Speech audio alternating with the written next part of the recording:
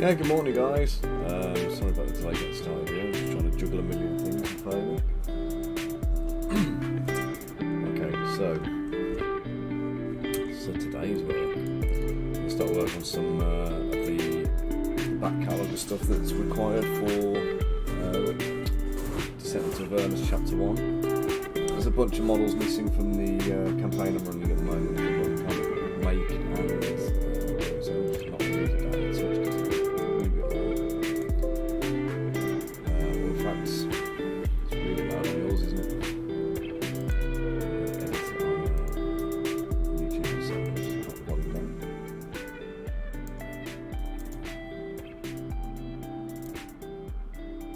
Okay. Domenico on Facebook, good morning. Hope you're doing well today. Okay, so we're going to start with a little bit of something in lychee before anything else. I've got a customer order I've got to get out, and I've had a model fail, so I've got to do a reprint. So I just want to show you something. One of the reasons I use lychee for my slicing is because it makes rescaling models really easy. I say rescaling, I'm talking about resizing, because you cannot rescale models. It's sculpted in a particular scale and you can print it at whatever size you like, but you're not guaranteed it's going to work. So unless you print it in the scale it's intended, you're not getting it as intended. So all of my models are sculpted in 32mm scale for the most part. The just find the models. So the one I need, I can't remember her name now. Oh, it doesn't matter actually because it's the full company. So the customer's ordered the mercenary company with crossbows,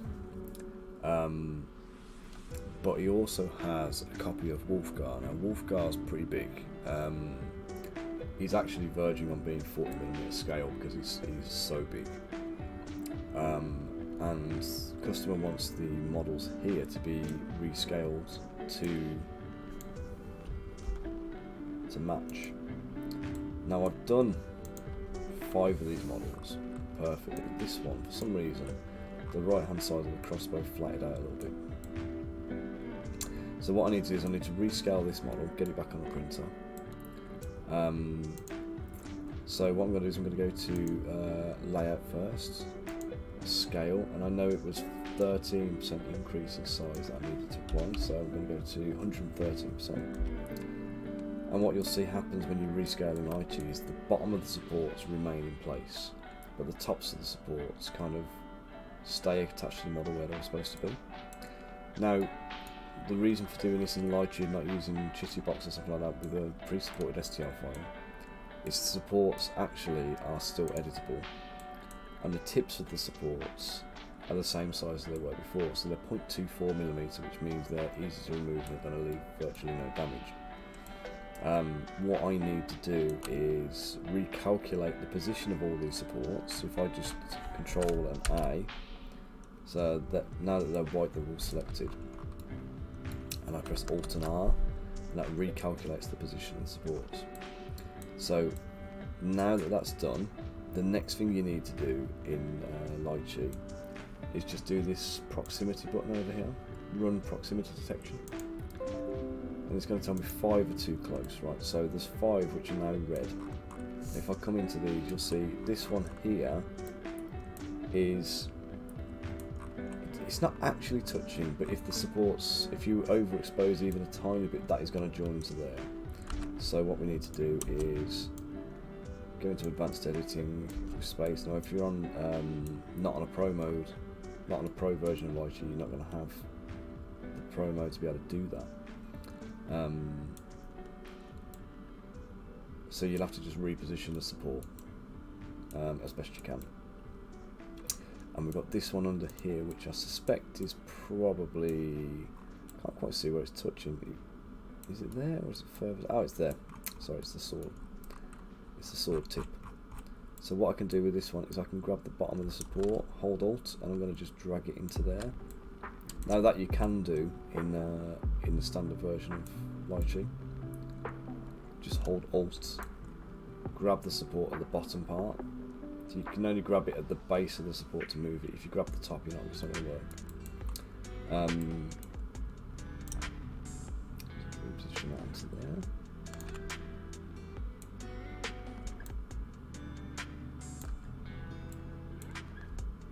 There's a few of these I'm questioning why I did them how I did, to be honest. Like, this is far more complicated than it probably needed to be in terms of the massive supports. So I can consolidate a few.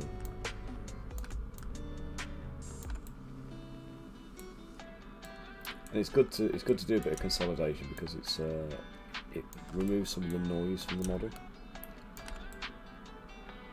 As long as you're not interfering with the actual physical structure of the print. Now, some people like to have all the extra supports because it gives you a bit of what do we call it now?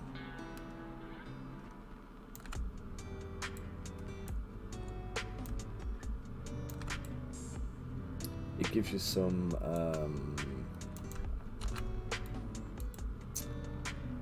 strength, I suppose. Use them as bracings and things, but personally, I'm not a fan. So I'll tend to come in and just try and consolidate some supports wherever I can.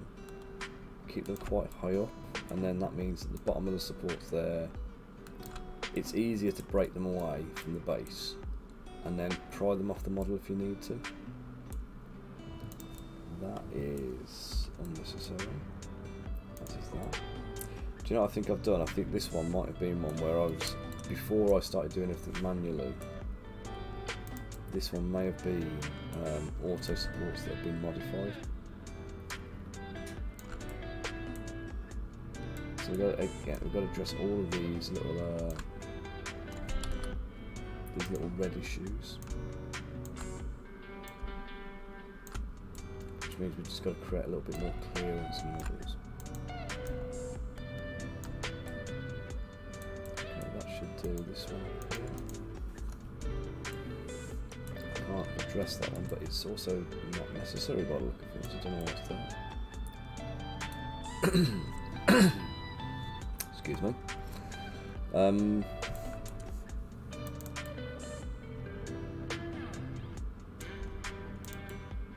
fact, I'm just going to go supports,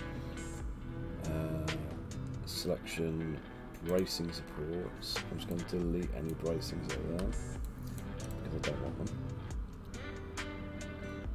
Oh, do you know, I'm tempted to just re-support this entire model, but I know it's a waste of time if I do that.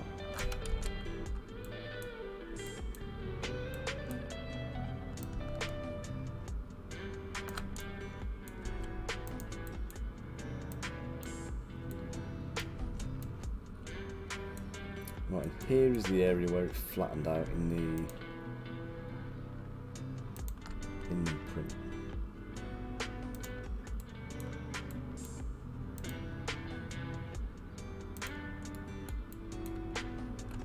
Well, now weirdly I've got a mixture of like light and medium supports all over this model. I normally only use medium supports, so let's just do that. My medium support setting is 0.24mm tip.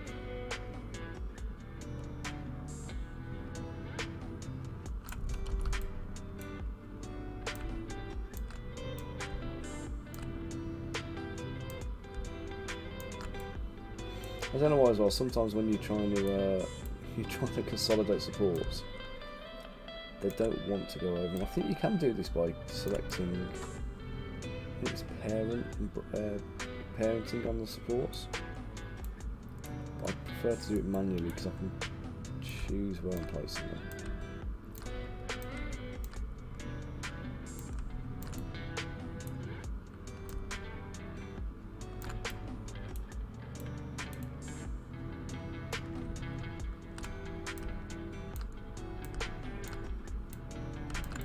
This one is not playing ball.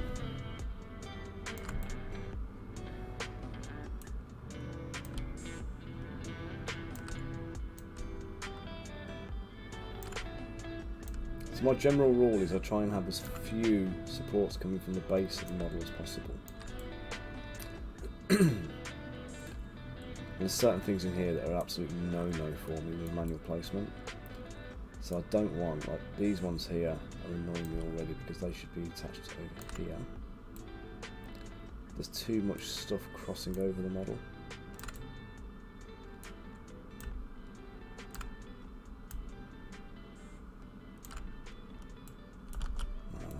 That's not right.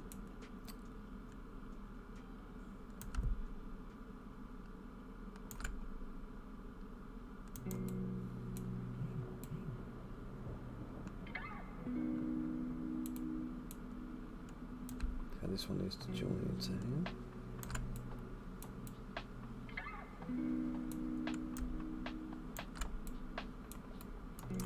So I don't know if you saw what I did then. I did a temporary move.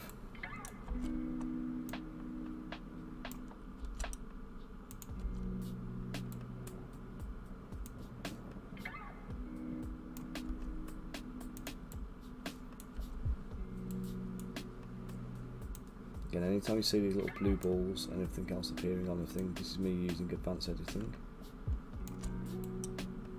Like I said, if you're using the standard version of Lightroom, you won't actually have the option to do that, unfortunately.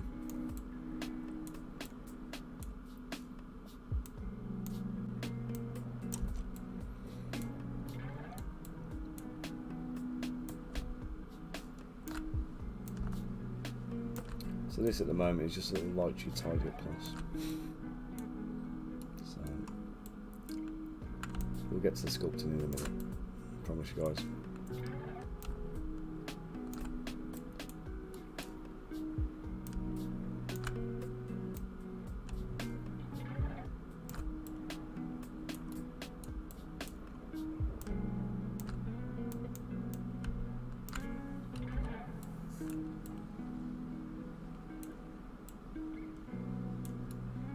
Okay, this support coming from here is just no.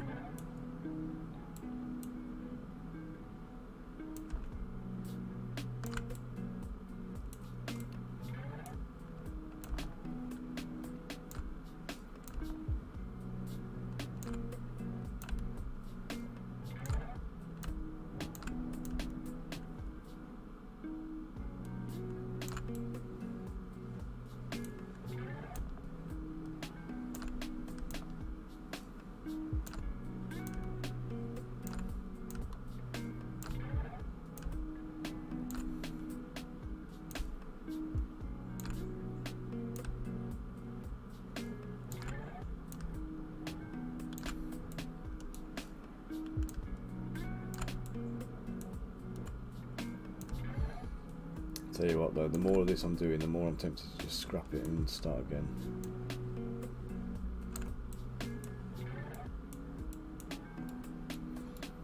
The thing is, I know it's going to print perfectly because I've done it loads of times. Its normal scale, there's never an issue with this model. Scaling it up for some reason caused me a problem, so let's just tidy up this. In fact, you know what, it's just for a one-off model, isn't it? So I don't need to do all of this really, but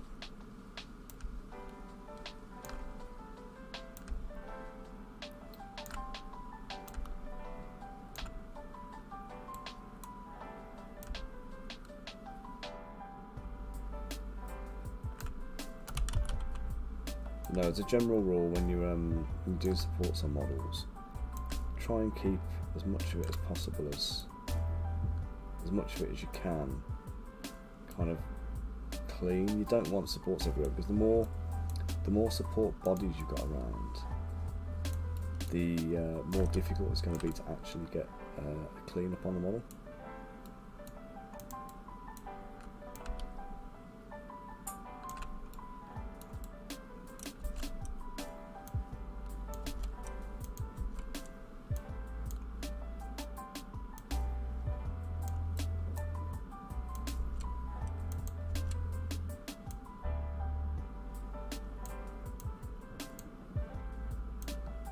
What is going on there?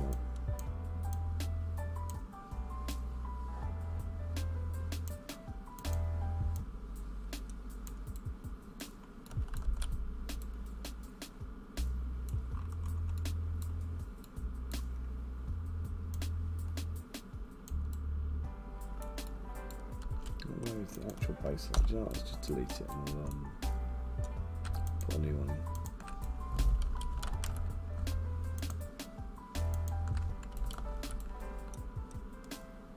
Well, I think the issue with this one is that it's too close to the pouch. Yeah, there we go. Okay, so everything printed okay. The only exception being this crossbow. So let me just put a few extra supports up here. Now it could also be that with the model previously, I did note there was some small supports in there, which were like 0.2 millimeters. The temperature's dropped a little bit over here lately, and it could just be that the current temperatures kind of basically what happens with 3D printing is the exposures you set on the printer are geared up to the actual ambient temperature and everything else in the room at the time. So when you're printing,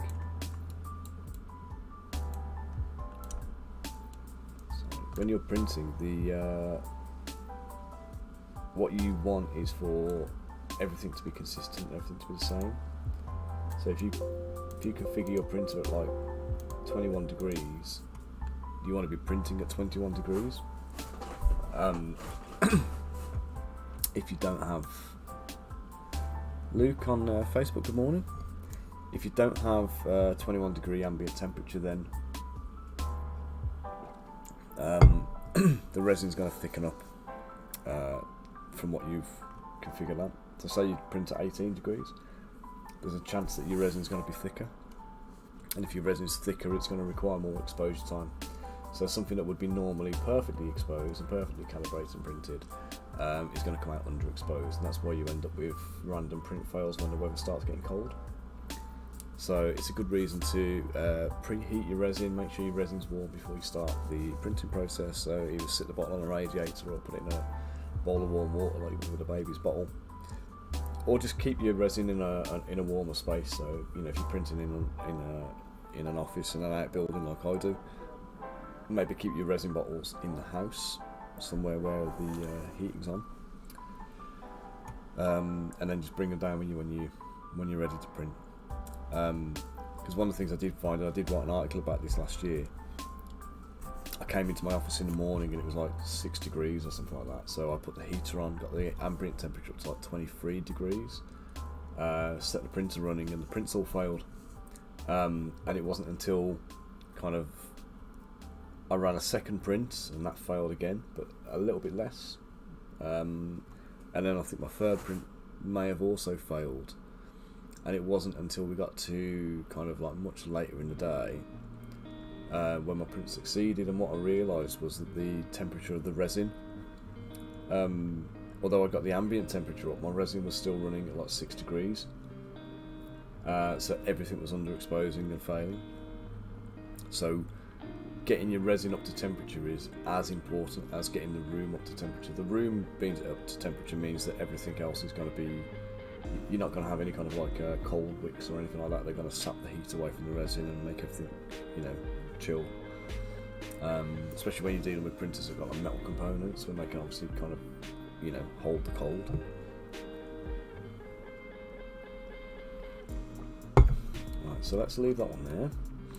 I'm going to show you something else as well now, because we've just been doing a little bit of work on these, and I know some of you have seen them already. But we're getting Crystal Collapse ready to launch. Now we were talking about doing a Kickstarter for it, but I think we're going to do it as a soft launch instead. So we're going to do it run it direct. Some of the Kickstarters recently have not been doing as well as you would like them to, so it looks like we're not going to be running a Kickstarter probably. So whatever we do, we'll keep you guys posted and let you know.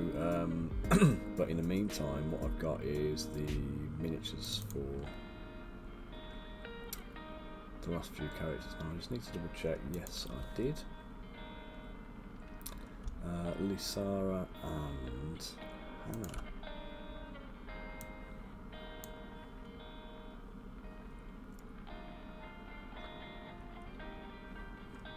Oh no, actually, sorry.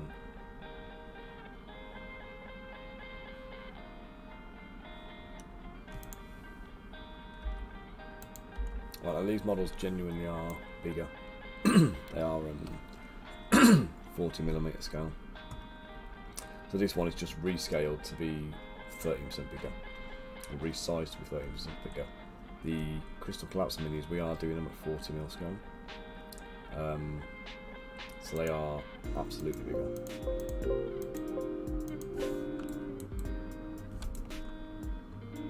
Okay, so here is Lysara.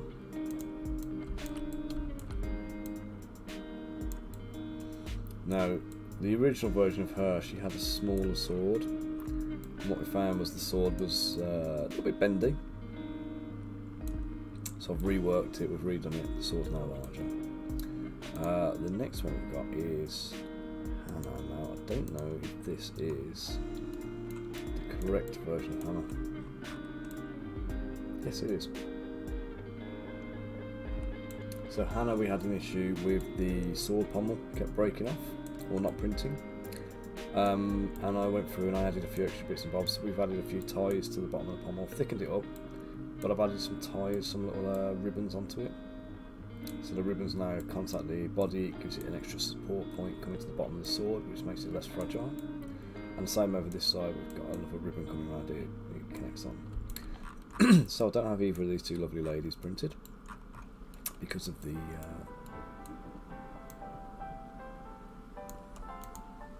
what do we call it? Good morning, Alchemist. How are you doing, mate? What are you up to at the moment? You off to Essen, or are you missing this one?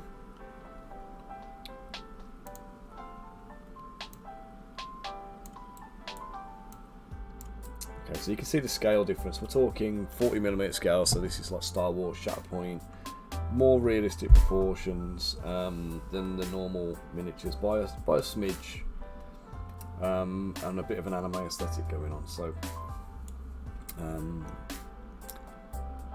we've got those three. Now, it feels wasteful to just do those. So I'm going to throw a few extra models on the plate because I run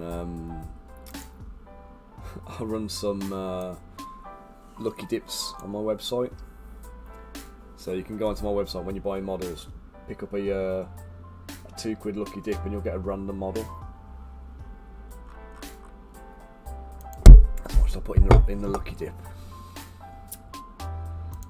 Do you know what, let's throw a few of the blacksmiths in.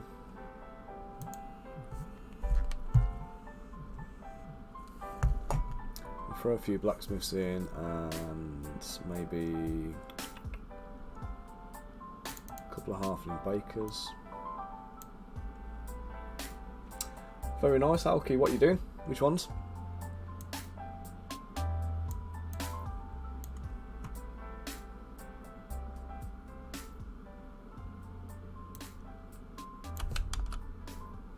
Oh, also I've got to say as well, this guy, the blacksmith, really pleased with him actually. He's come out really, really well.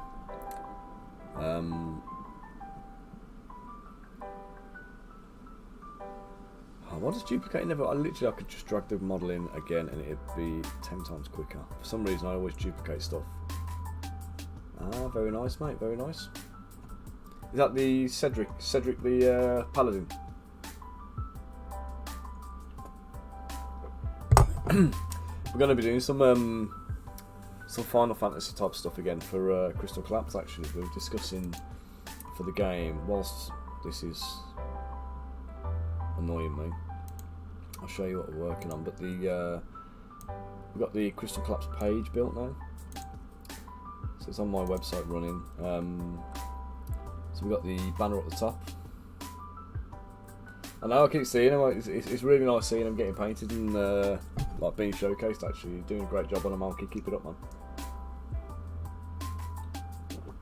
So yeah, so we've got Crystal Collapse. We've got the banner at the top. What is Crystal Collapse? We've got a few images here of like gameplay going on. Little cheeky Stefano peeking his head round. We haven't told you anything about him yet, so you won't know who he is or what's going on. And then we've got a little preview of the game at the top there, so rulebook, some custom cards, some decks, some character profiles, set of the minis and a little box. Now, I can't say for certain that this is exactly how it's going to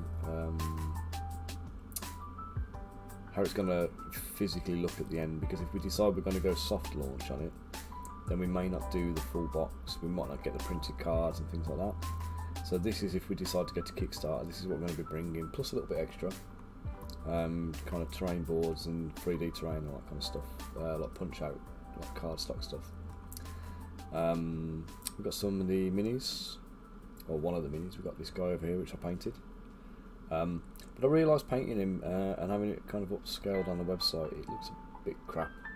I need to spend a bit more time on his face, probably raise the highlights on the armour and lower the shadows, so just working a little bit more contrast and just generally a little bit of smoothing on the blending. Overall I think he looks alright. Tabletop wise it looks great, but obviously for photographing it's about a 4-hour paint job, maybe 5.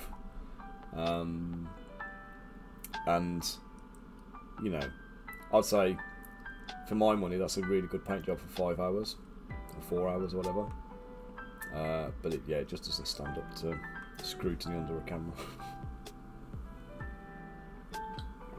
And I saw one where somebody posted something up and they were like, oh, this is like 30 hours work. I'm like, yeah, you can see. And we've got the heroes of Valyria. So Valyria is the continent where the game is set. We've got Hector Damaris, he's the king of Varland, which is the kingdom that the guys are kind of based in. We've got Lisa von Rosenberg, or Lysara von Rosenberg. She's the king's justicar, so she's like the Judge Dredd for him kind of thing, judge, jury, executioner, like his king's guard kind of thing. We've got Corrado Basali, House Basali were like the sword masters. Corrado's the master of the great sword fighting technique. We've got the Fina, the priestess. Thanks, Alki. We've gone for a kind of a proper JRPG aesthetic with it, so hopefully that's kind of coming through. The game's inspired by Final Fantasy Tactics and those kind of tactical Japanese RPG games. Tactics Ogre, Deerfield Chronicles, those kind of things. So we've got that kind of style. The gameplay like oozes it, so we want to make sure the models do too. And here we go. So like the key features, we've got a dynamic tactical JRPG style. So we want to get the classic feel of the kind of Final Fantasy Tactics across, where you've got a 40mm square grid, as we see up the top here with the here going on. Everything's broken into squares. You've got different elevations. It's critically important how you place your model and where you move them to. So I don't know if you've ever played these, Alki, but you move your character whatever their movement rate is, and then you set their facing at the end, and then you perform your action. When you perform your action, you can only do it based on your facing, but also that facing either protects you or leaves you open to attack. So you're always going to get a benefit by attacking your enemy in the rear, or a lesser benefit by getting them in the sides. Front on is a no-no. So you want to try and protect your back as often as possible, but you also want to try and get the high ground, because high ground also gives you an advantage on your attacks. So we've got the different elevations, we've got the square grid, and we've got the facing mechanics are all in there to really make you have to think about it. There's only 4 models a side. Each model is represented by a suit from the deck of cards. Yeah, very tactical, and different characters. Basically, the way we've designed the teams as well is like we're going to give you 2 starter factions of 4 models apiece, but we're going to do lots more releases following that. The idea being that each model is represented by a deck of, by a suit of cards. So you'll have mages, typically a heart. The leader character is going to be a diamond. The roguey character is like a bit more agile and a bit more fast. There'll be I think a spade, and then the kind of the tanky characters are clubs. So what you'll have is you'll have your kind of like your team, and no matter what character you choose to fill that slot, they'll be balanced. So if we go to what do we call it, like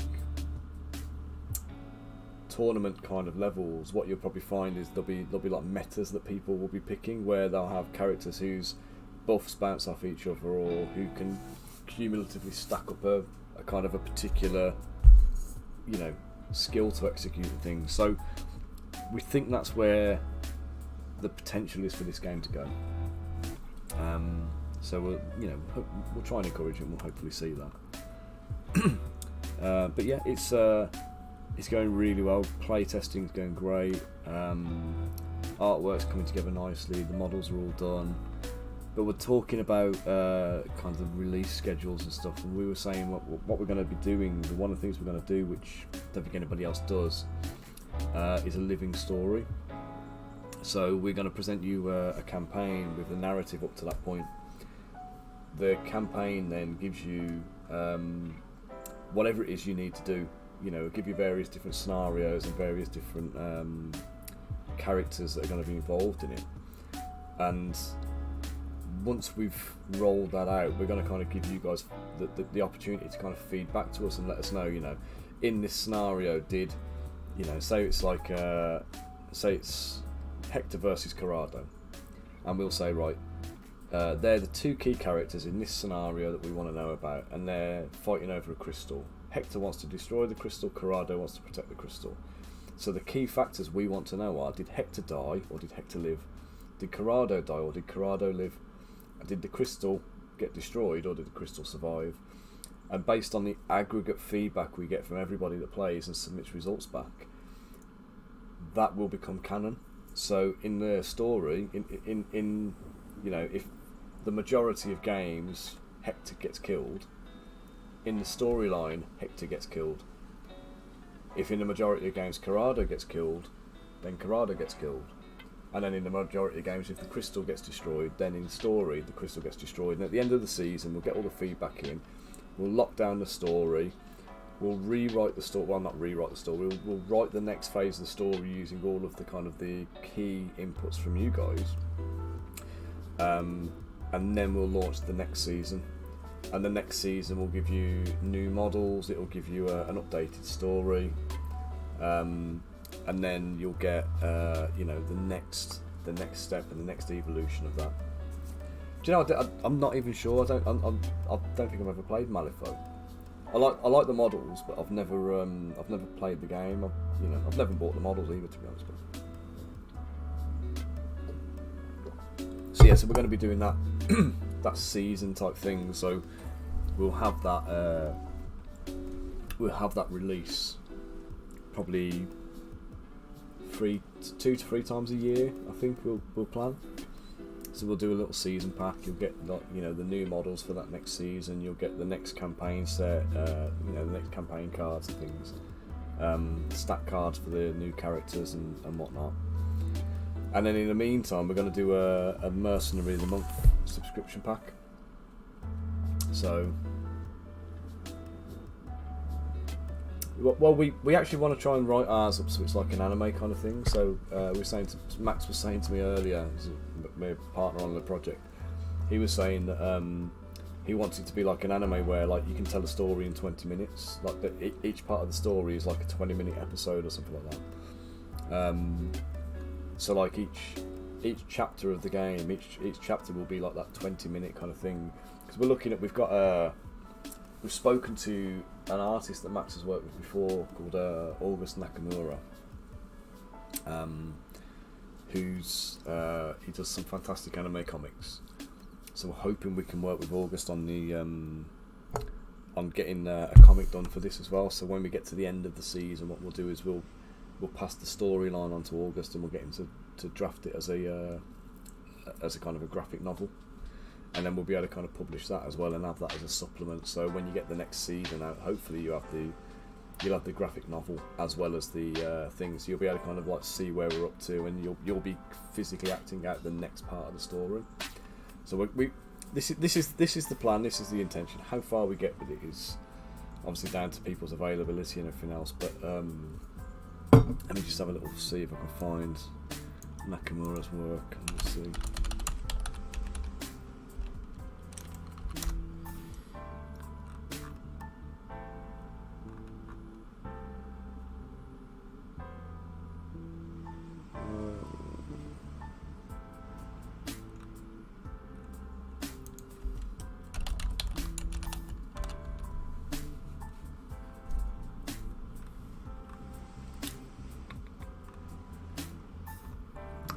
don't know if he's got where to find his page, but I know he's done the nanolith.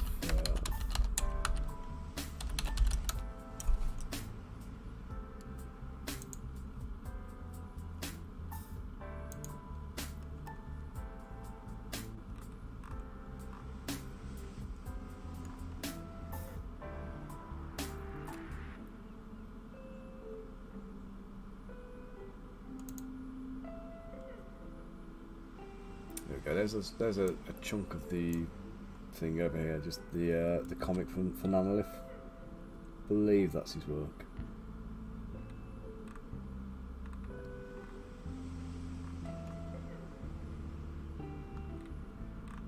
So I'll see if we've got any better clips of it, but there he is.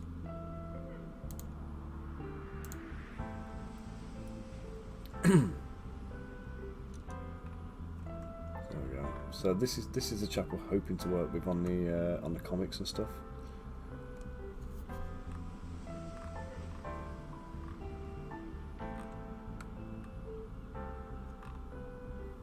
So yeah, we'll see how it goes, and fingers crossed it comes to fruit. This is not going to work because I've just crashed my bloody light sheet now. Let's not save it, and let's load up that bad boy again. Let's just see if we get restore the last page.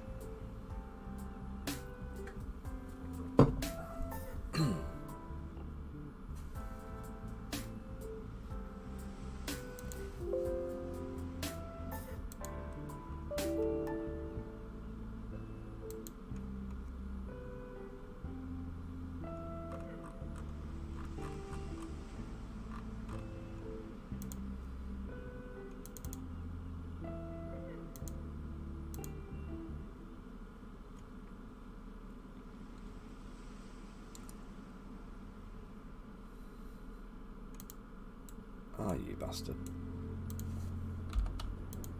Oh, what scales this one up? Right, so this is already scaled to 113%. I've got to go and drop the crystal collapse minis in there again now.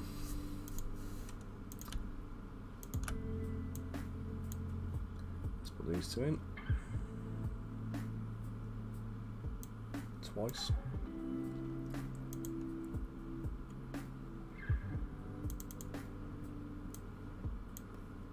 Blacksmith can go in twice.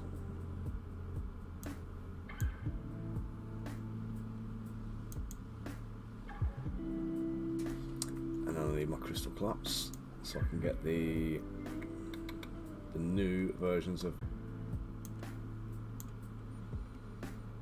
Oh, I do hate crashes.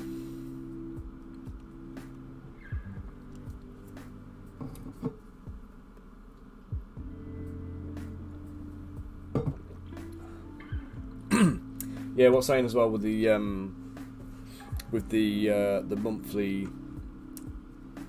monthly releases, we were talking about doing the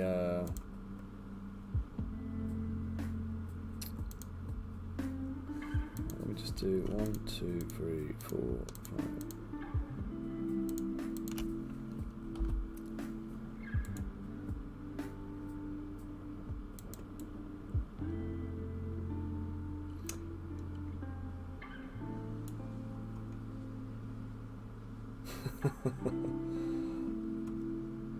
No. Okay, if you ever want to learn anything, you know, if you ever want to do a little bit of thing, yeah, do tuition on Zbrush as well. So I'm always happy to kind of do a little bit of coaching and whatnot. Oh, you bastard! I've just done it again. I'm always happy to do a little bit of coaching if you need any pointers or any instruction or anything else. Just give me a ping, let me know, and I'll help out however I can.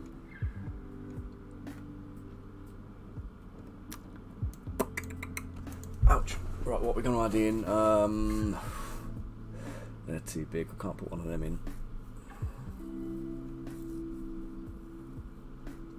Maybe some cultists.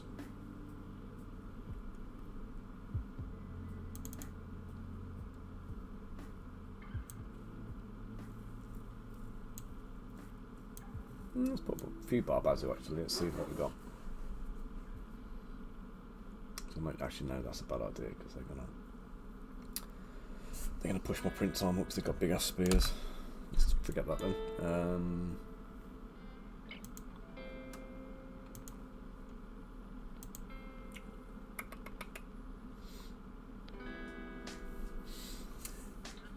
Right. But to be honest, mate, the kind of the methodologies and stuff I use, you can probably still apply in Nomad.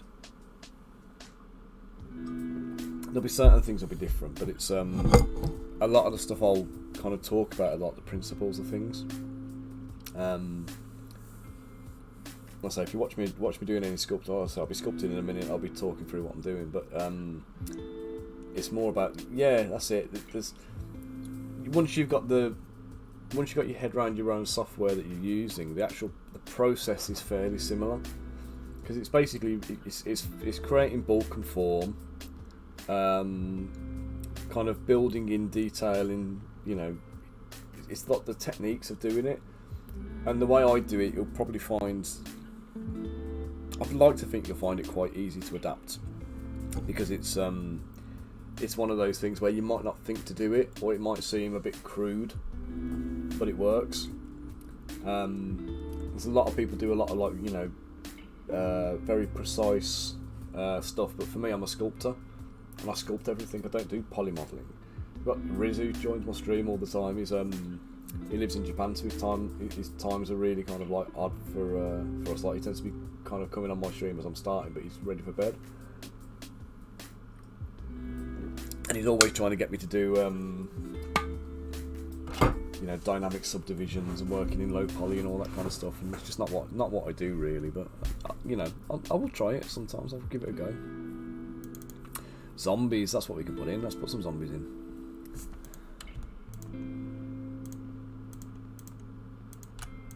Especially as we get into Halloween. I've got a section on my Patreon. So there's a Patreon tier. So we go to patreon.com/The Lions Tower. Or Lion Tower Minis, I can't remember what it is now. LT Minis even. Now, if you find my Patreon, there's a tier on there. Oh, patreon.com/LT Minis. There's a tier on there for tuition where basically we can book in. I think I allow for about 2 hours a month on that tier. But it's like literally, it's probably end up being about 3-ish, give or take, depending on what kind of feedback you need. But it's just booking a couple of hours in basically. But we can always arrange extras and stuff like that. But I think it's like, I want to say it's about £60 or something like that for a 2 hour window in a month. So it's not too bad for one-to-one stuff. But right, let's move these zombies out. It's getting into Halloween. I think it's good to throw zombies at people as freebies.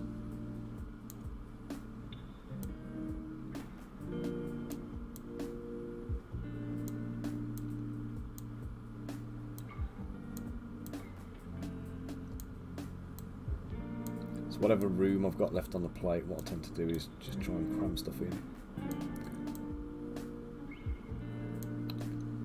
I never worry about overlap on the bases and stuff like that, so just make sure nothing's overhanging the plate and no bits are clashing. So that's okay there. He's okay there. She's not. I'm gonna move her. There we go. I think I've got all the zombies in now. Sweet. Okay, let's get this bad boy sliced. Let's get it on the printer, and let's get the right. Always sharpen details. 8 levels of anti-aliasing. Let's get this bad boy sliced and on the printer.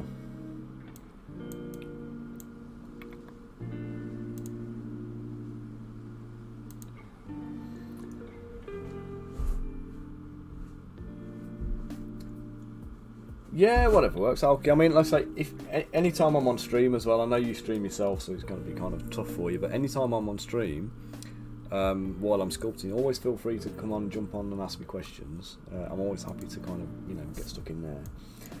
Right, these guys I did actually last month as part of the set. I do actually need to add one more dwarf into the mix. What I might do, just for ease here, is if I duplicate this guy, have I got his polygrips? Yeah. If I duplicate him, I'm going to flip the model. Let's mirror him.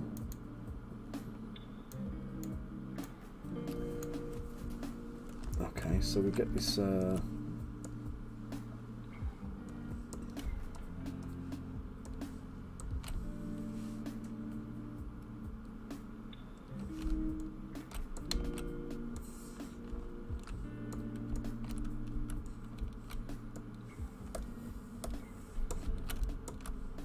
Turn dynamic off, because that's dynamic perspective is a nuisance when you're trying to do any work. Only use it for presentation if you're doing any of that kind of stuff.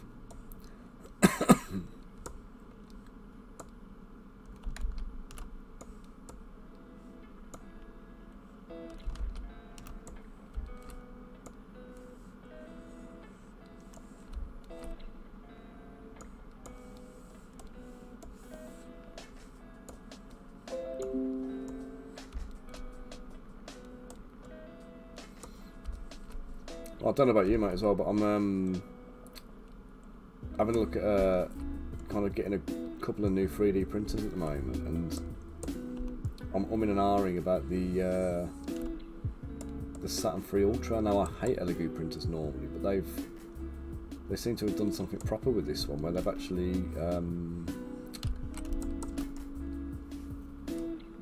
made it so that it's got a proper build plate connector. Hasn't got that stupid spring-loaded jobby that the Elegoo printers usually have.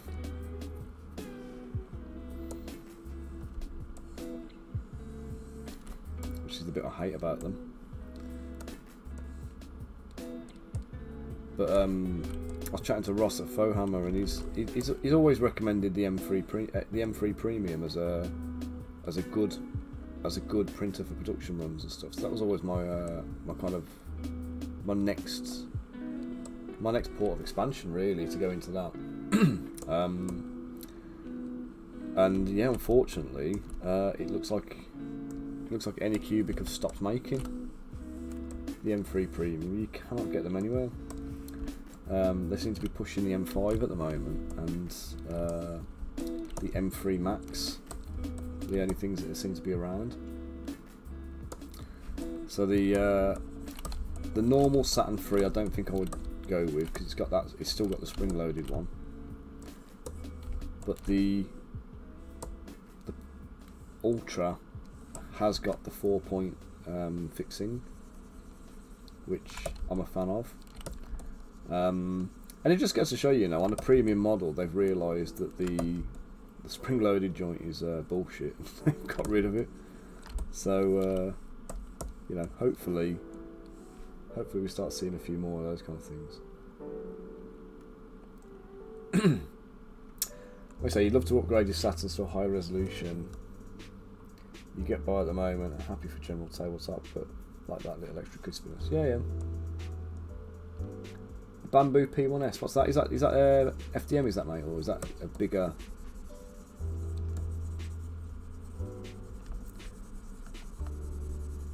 See, one of the things I found interesting as well, but again, speaking to Ross, he reckons that it's not worth doing.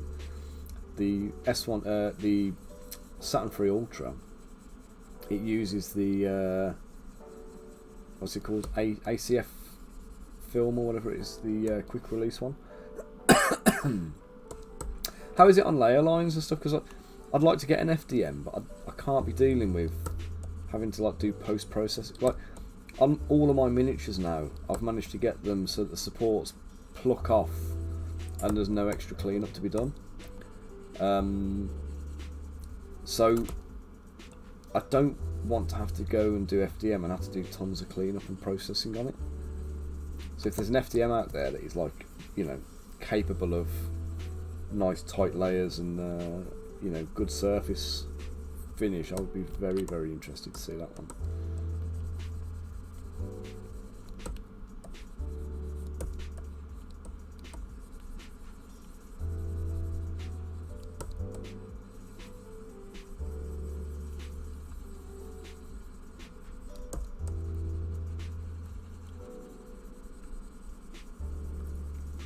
Yeah, the Saturn 3 Ultra with the ACF film.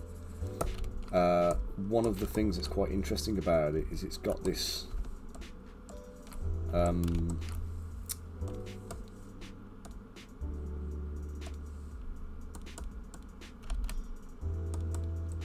this like faster print speed thing going on with it, and obviously the fast print speed is going to kind of lend itself quite well, I suppose. The downside is obviously the faster print speeds come with reduced print quality. So for me, the print quality is the paramount importance. Hey, Aid, how you doing? Yeah, I have seen some nice FDM prints actually, but we're just trying to kind of trying to just suss out where it's at. You know what I mean? So I don't keep on top of the technology so much for FDM. I like to keep on top of where resin's going, because obviously I'm actively using it. But as far as the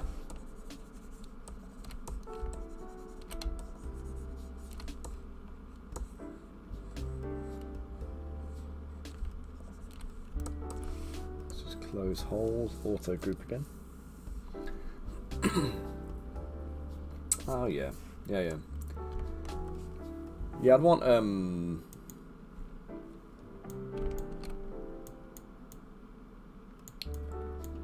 to make sure it can definitely do, you know, the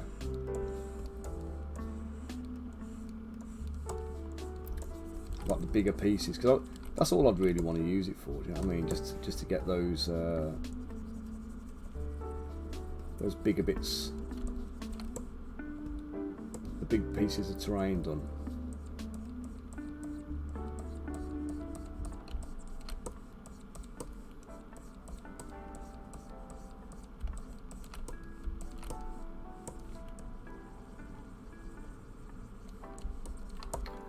Say, oh, you're still painting, are you, Aid?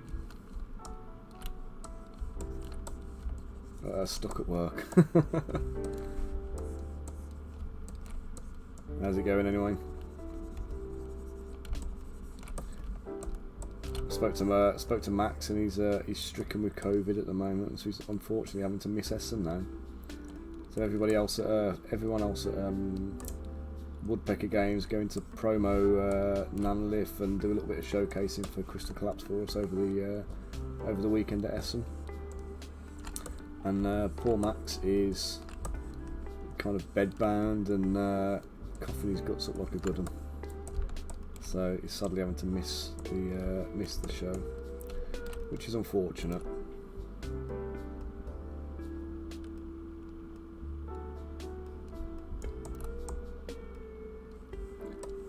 What's the promo thing, mate? I don't think I set that up.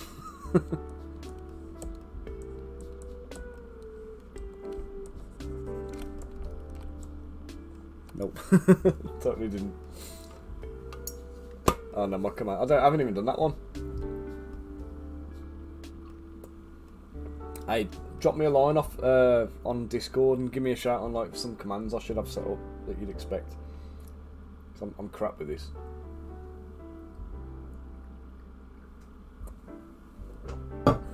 I don't even know what the expectation is from people, what they want to see.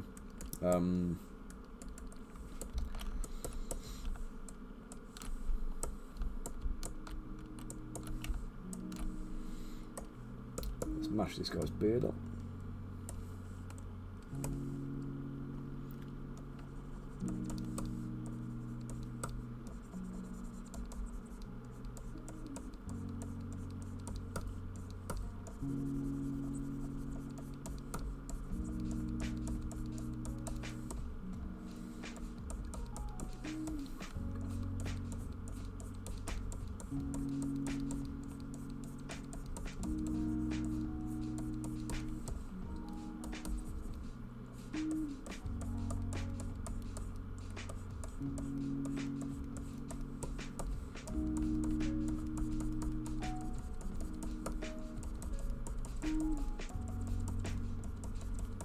Give him a little tufty layered beard maybe, I think.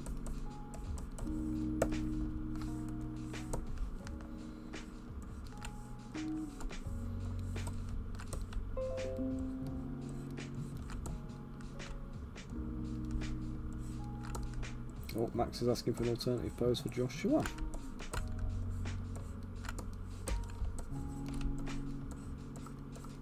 So we do have alternative poses already in the game for Naggled and Victoria. We can do an alternative pose for a couple of them, but we were talking about doing some alternative versions. We'll have like Hector on a rockabo, and we'll have Corrado on a rockabo. Corrado in a helmet as well, so he's more combat ready kind of thing. And we'll give you a few options for your characters then in the game.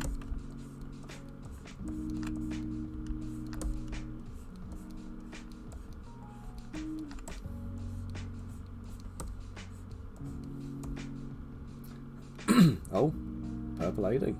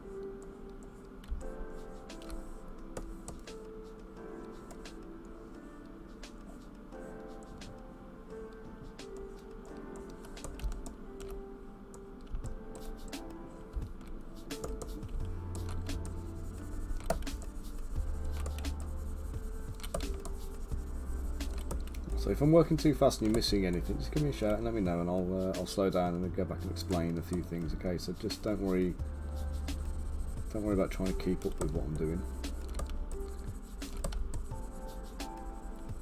What I need to do is I need to take that first model and make him distinctly different from the oh, you bastard.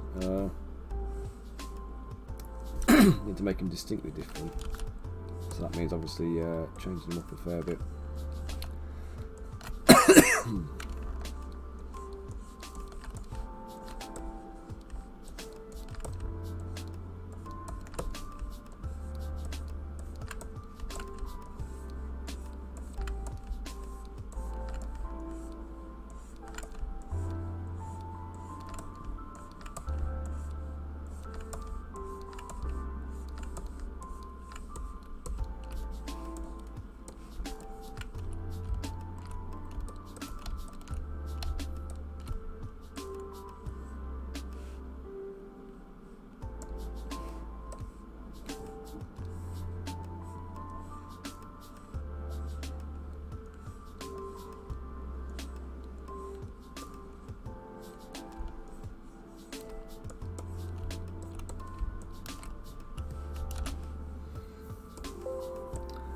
On a quick save.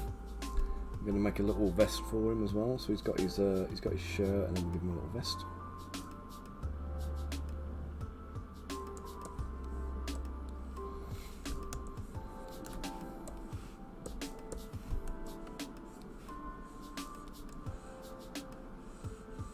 Now, so you can do this stuff in T-pose.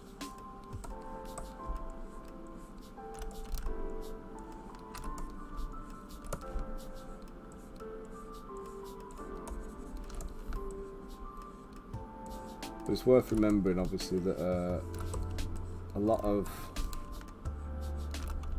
a lot of old school sculpting is done by hand. You haven't even got the option of symmetry. That's what I used to do. The default into this kind of mode is just like going back in time for me. Not using the symmetry features and all the technical assistance you get with the STL file production.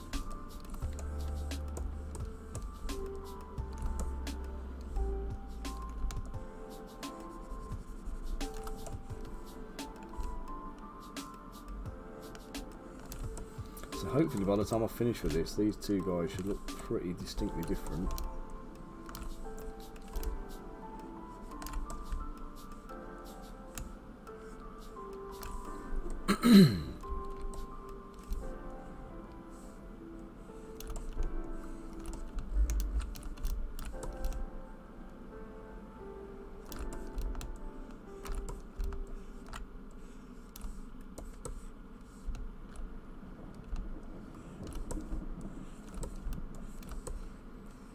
Despite being essentially the same model.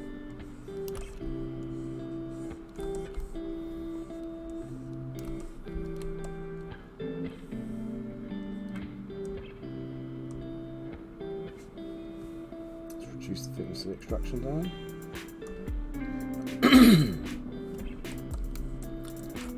Delete the interiors, close the holes.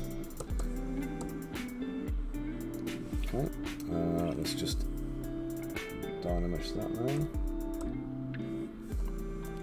And auto group. Okay, now I can just buff out and polish out the edges.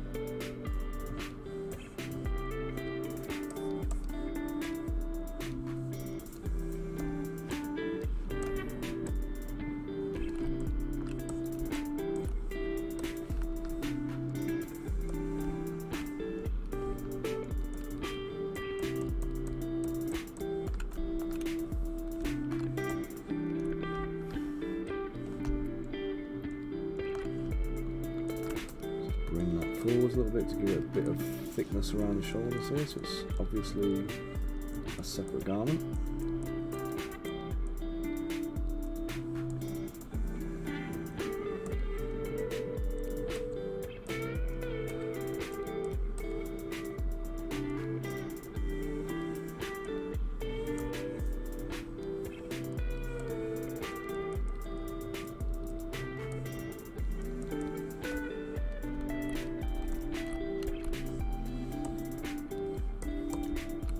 Now underneath here it's going to do the same thing, it's going to nudge it out a touch all the way around just to create a little bit of a ridge so that we've got a clear and distinct defined line.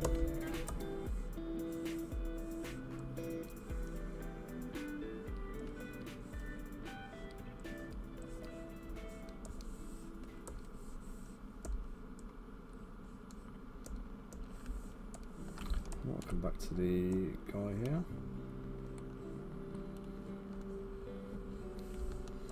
I wonder if I remove that, what have I got left? Let's just split that off some.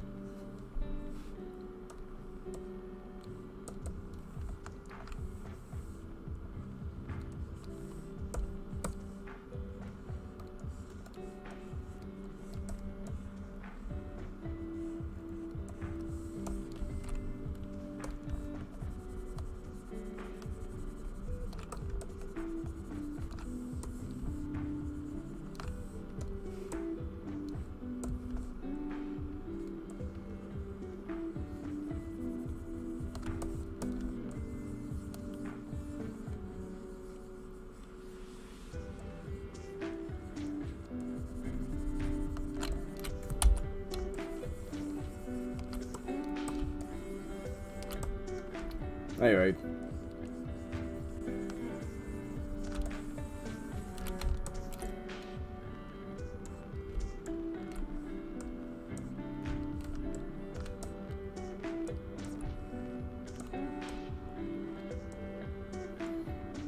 Oh, nice.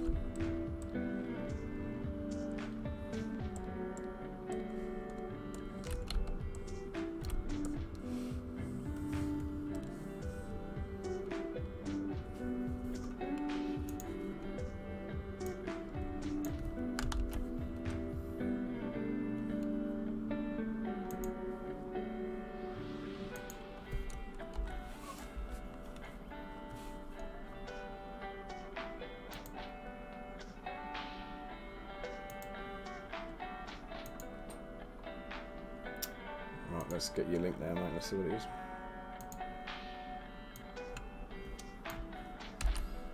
Castle Fine Art. I think I've been there. They've got one in Solihull, haven't they?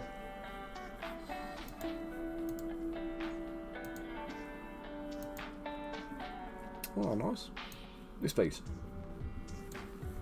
Yeah, that's really nice, that is.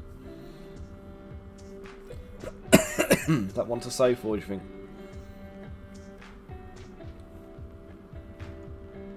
Is that an original piece or is that a... Ah, there you go, mate. £55 a month, interest free.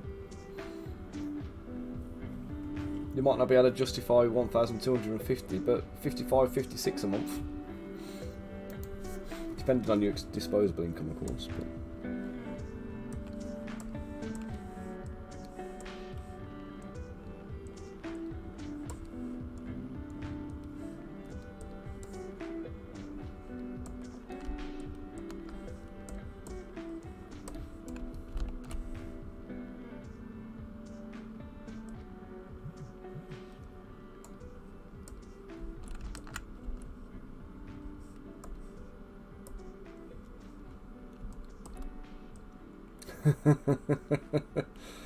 Well, you'll get a lot more use out of a new screen or a graphics card, won't you? But in theory, the art should, like, whilst the graphics card is going to go down in value, the art should retain its value. So it's an investment, isn't it? So, but obviously, if it's an unknown artist, it might not end up being worth any more than you've paid for it.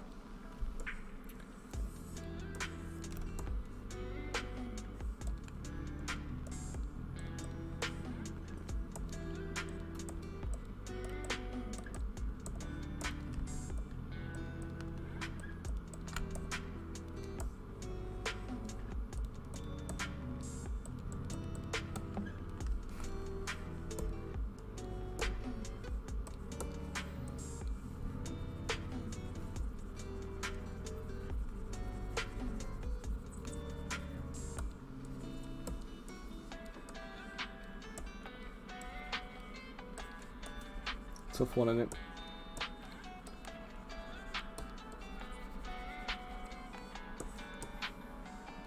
I mean, I'm in the same kind of boat. I need to be buying 3D printers, but I'm also really kind of in a position where I could do with a new tablet. We were talking about on the Discord, weren't we, about it? Some kind of like mobile PC device that will run it, run Zbrush. So like I had my laptop, my Wacom Cintiq Companion 2 for a while. And I had that for several years, and it always did really good for me. But then, like lately, it's just kicked the bucket and died. And I don't think anything I can do is going to bring it back. Seems like the motherboard inside's dead. I can use it as a screen for a period, but then, you know, it's still ultimately dead. Yeah, Riz messaged and said about it was going on iPad, but I mean, I don't get on that well with Apple devices anyway. I'm not a big fan.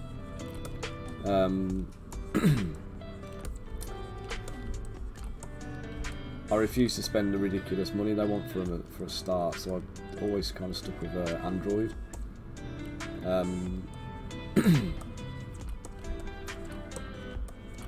So I always think like iPad going Apple is like joining a cult, isn't it? Yeah, I mean.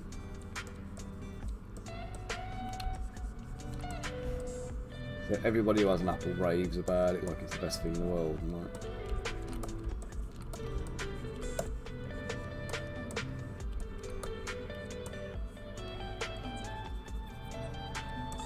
I actually saw a video the other day where they were saying like they were asking women like they said you meet a bloke who's a straight 10 but he has an Android phone and they're like nah he's a 3 then. It's like literally they're devaluing you because you use Android and not Apple. That's like a true sign of a cult, isn't it?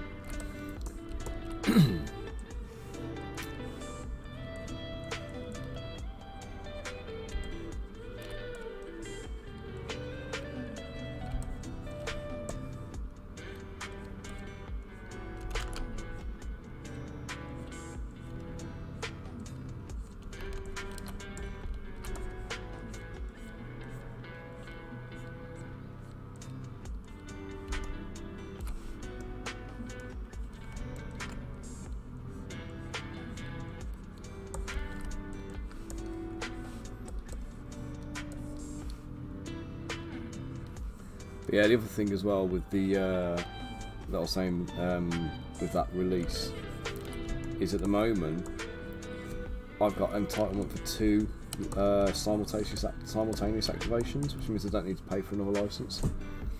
You can bet your boots that the Apple version is not going to be included in that activation thing.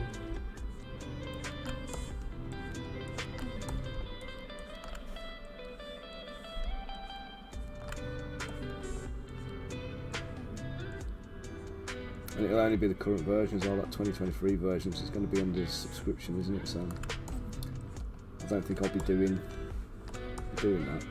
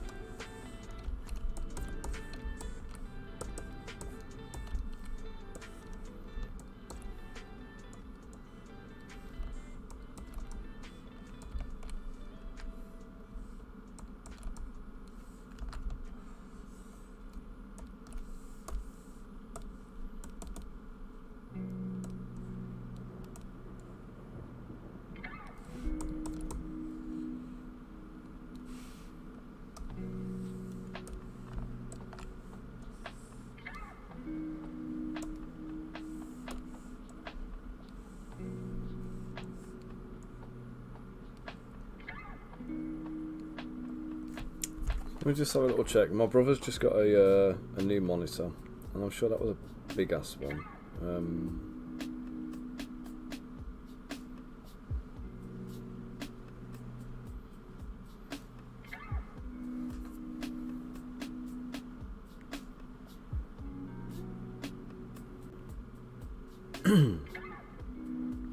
So my brother works for a company as a IT procurement manager.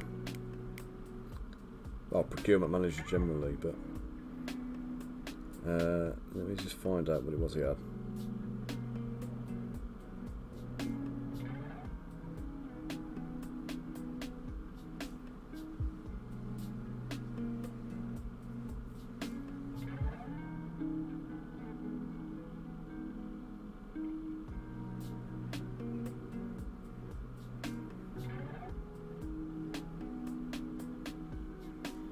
I don't think he said. I think he said on the telephone, and he hasn't sent me the link to it.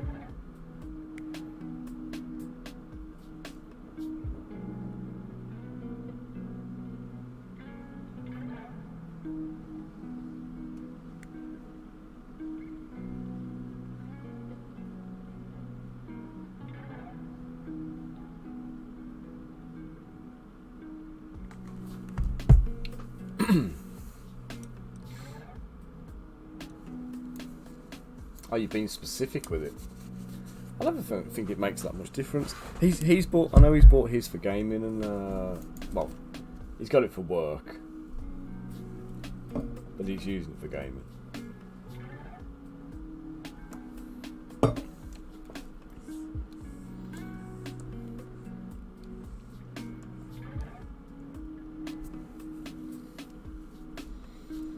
Oh, you are being specific then.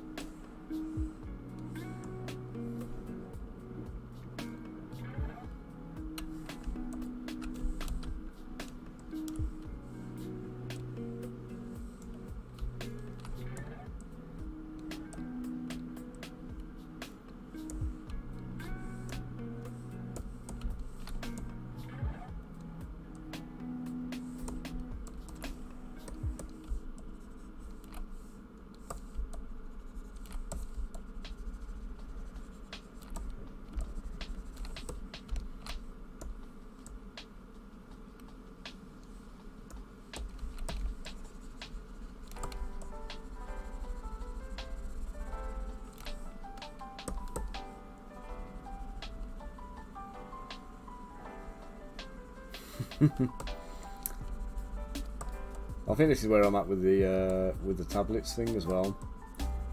It's basically looking like the Surface Pro. I think is my only real option. But again, my brother was saying that the Surface Pro 9s they're all on offer at the moment. Like globally, they seem to be having reductions in them, but it's because Microsoft have announced a new Surface tablet. So like the Surface 10 will be coming out soon. So they're trying to get rid of some Surface 9 stocks. It's probably a good opportunity to buy one at the moment. I think I'm going to wait till the Black Friday sales though, so I can see if I can pick one up a little bit cheaper even still.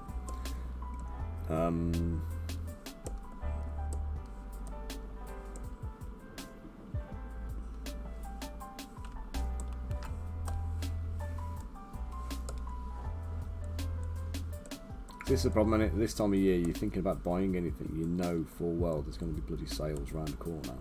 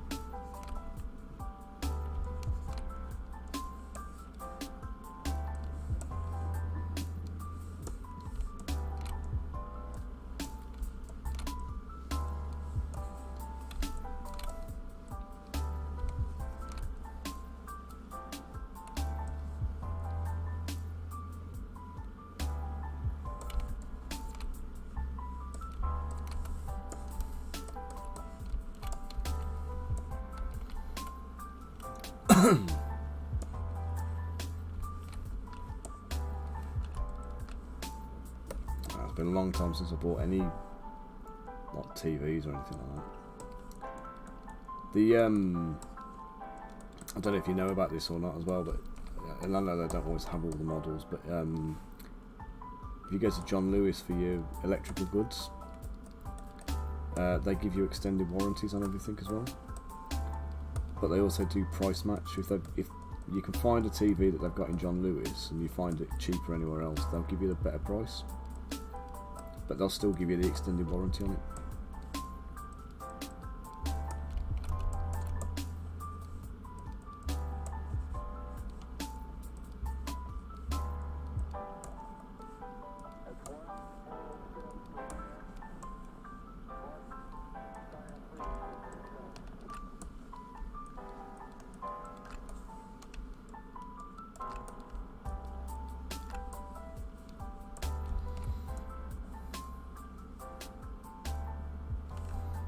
Oh, do you know what I need to do on him?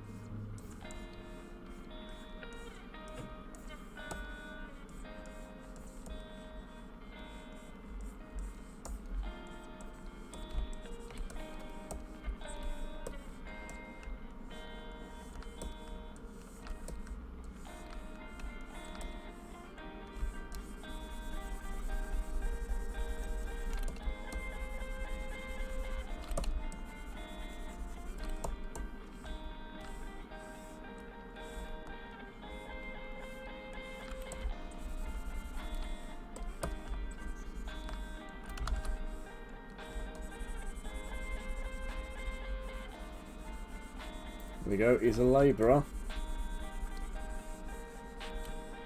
But would he be even a proper labourer if he didn't have a builder's bum?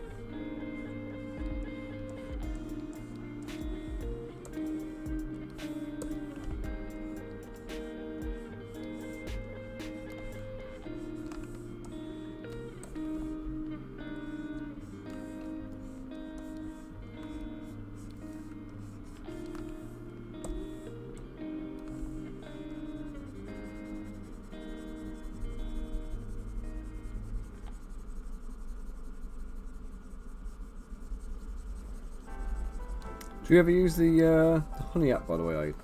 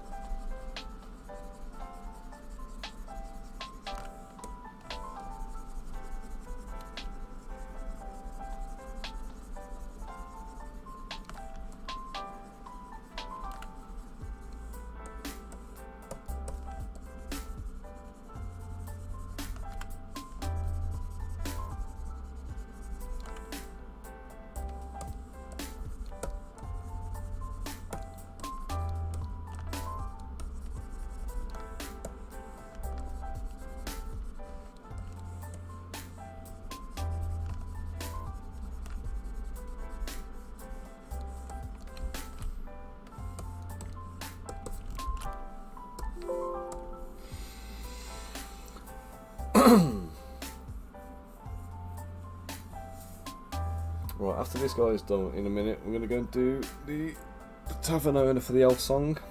Can't remember his name, but he's a half elf, 50-year-old guy, and I want him to look like Francis Rossi from from Status Quo for no reason whatsoever.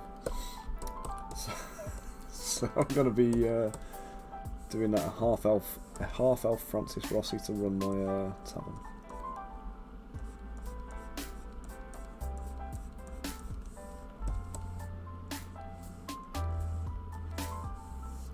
You don't see that every day, do you?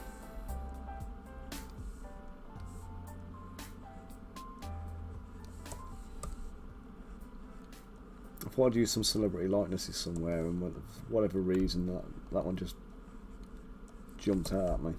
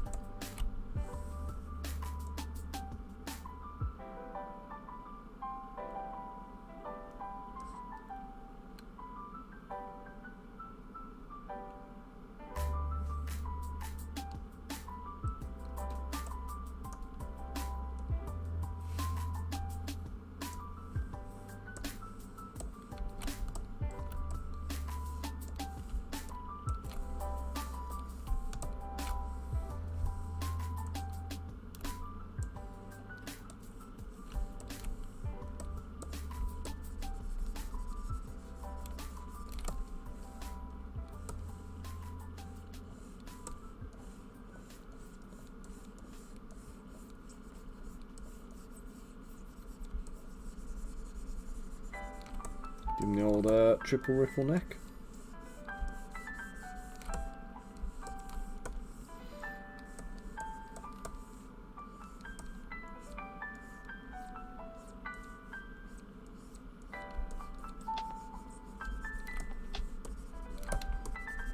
I think it was Russell Kane says sign of a Cockney hard man.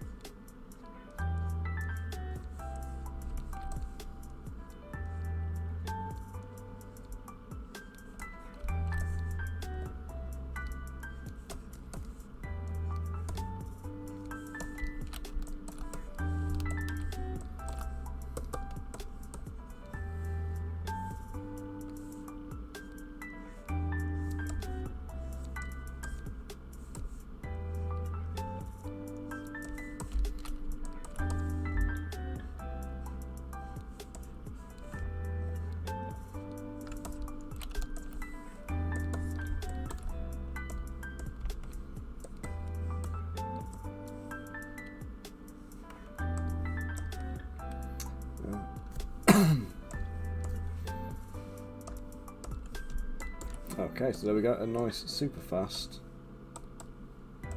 third dwarf label. There we go.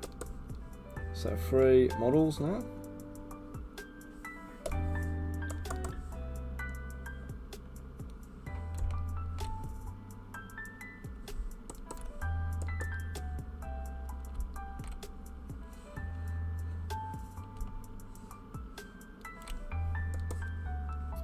quite like him with his baggy trousers and his called like elephant arse. And the trousers start sagging down. It's do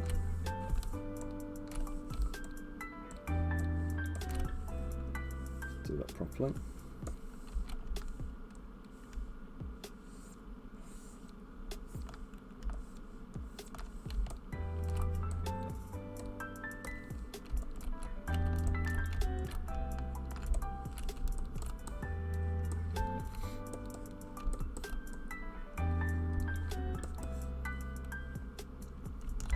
Okay, so shield dwarfs done. Then we're going to go on and do, let's say, the tavern master. So we're going to do whatever his name is. I've got this written down somewhere. My brother's message saying it was a Lenovo P34W20.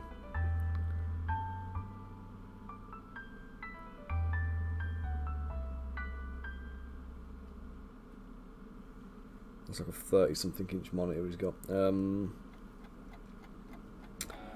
dokie, let's go to my to-do list. Ah, bugger, I've just written down Elves on the Tavern.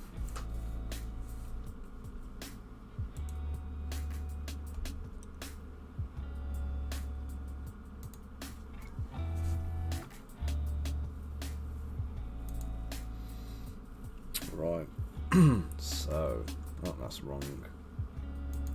Wrong campaign altogether.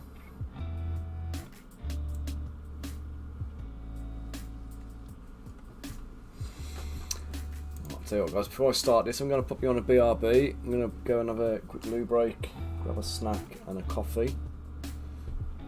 And I'll be back to doing more sculpting in a very short while. So do not go away, and I'll be back in a minute. Catch you in a minute, guys.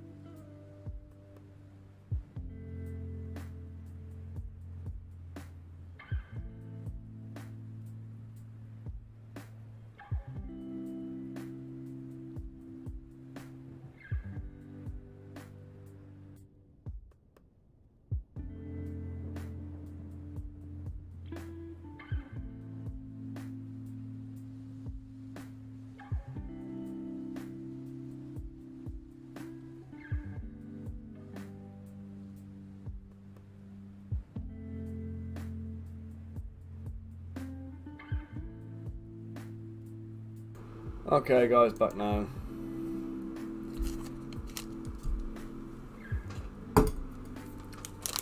Fresh cup of coffee and an Aldi knockoff Nutrigrain bar.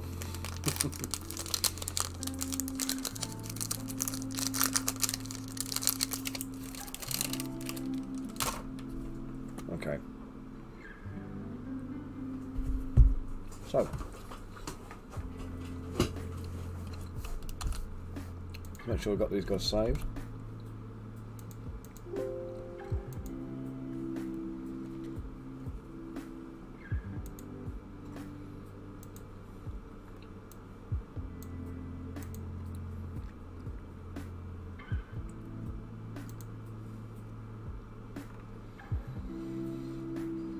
Right, Alan Ailiff.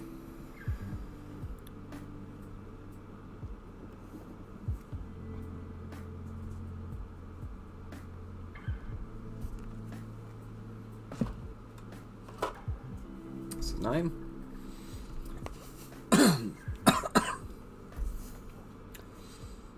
Okay, so we've got Alan, who is a half elf who looks like he's in his 50s.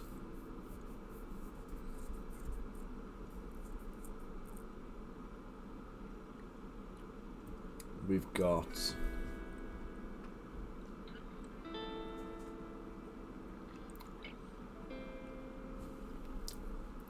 looks like it's 2 bartenders, I think, if I remember right.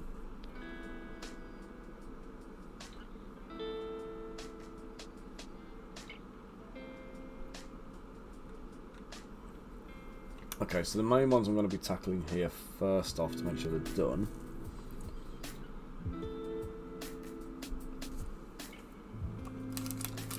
Will be the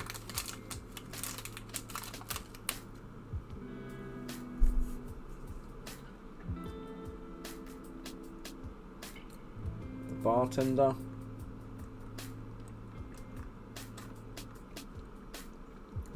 the bouncers, and there are 2 waiters as well.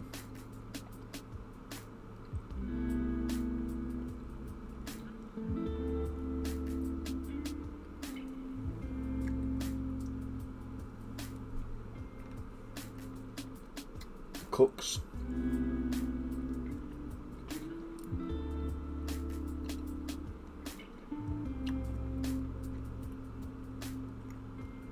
Cooks will be interesting. We've got a fat I'm going to do a female. There's a fat female executive head chef. Oh no, it's a male head chef, and he's going to be in the likes of Gordon Ramsay.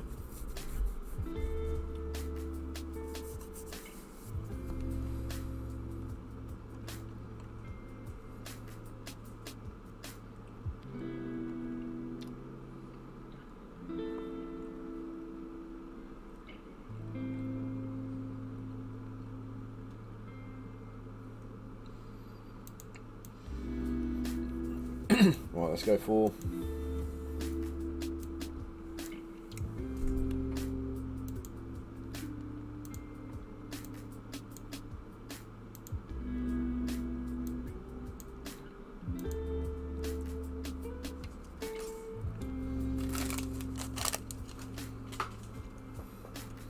in fact, you know what, I could probably use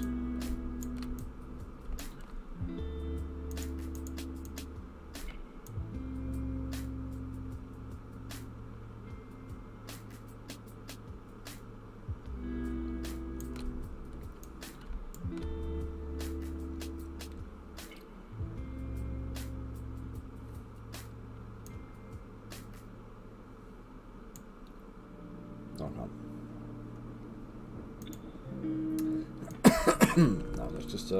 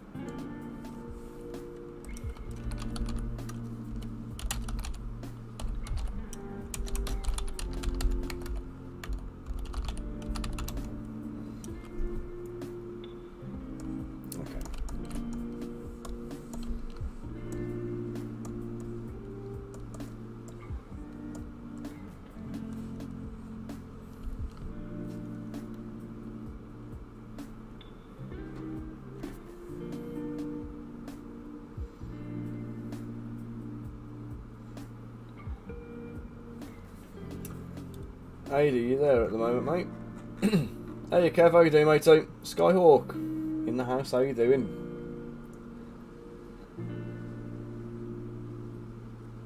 So I had the chat scrolled up a little bit too high, so I missed all your Alan. Wasn't it Dan? Dan. No, that's Alan Partridge, isn't it? That's. Yeah, my brother's just sent through aid. There's something called the Koorui, KOORUI, 34-inch ultra-wide curved gaming monitor. You might want to have a little look at that, Steve. Is that the that was that little wasn't a meerkat? What was it, like a groundhog or a prairie dog or something? Was it?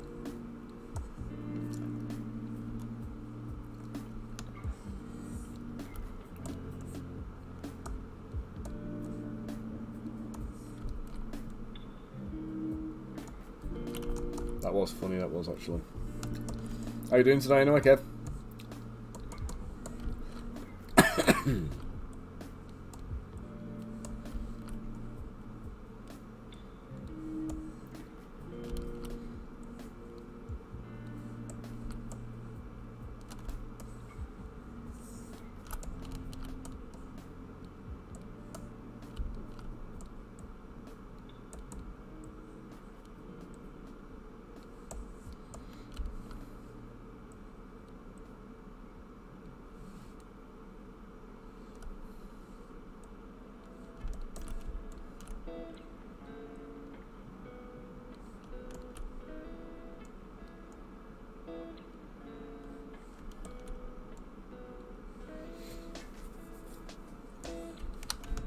So it's finally sat down to get work done. Be one of those days, has it?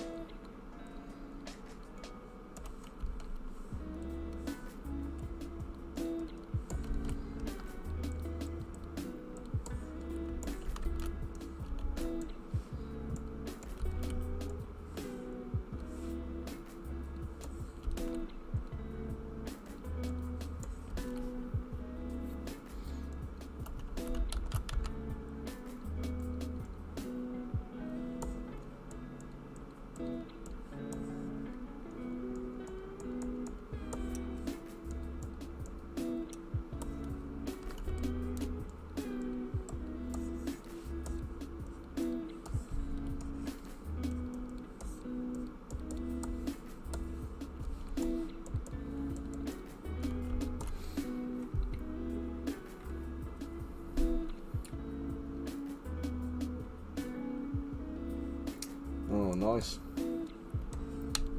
Not a little bit COVID-y, are you? It seems to be going round a bit. Max has had to bow out of doing Essen because he's stricken. How are you doing today, Dennis? Keeping well?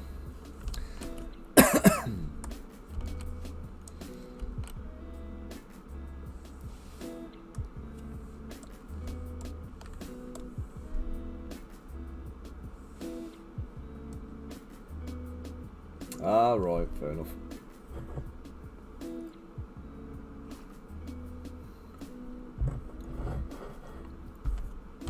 Sounds like there's quite a bit of the old COVID going around Germany at the moment. So, not overly optimistic for anybody who's actually going to Essen. Got to come back without it.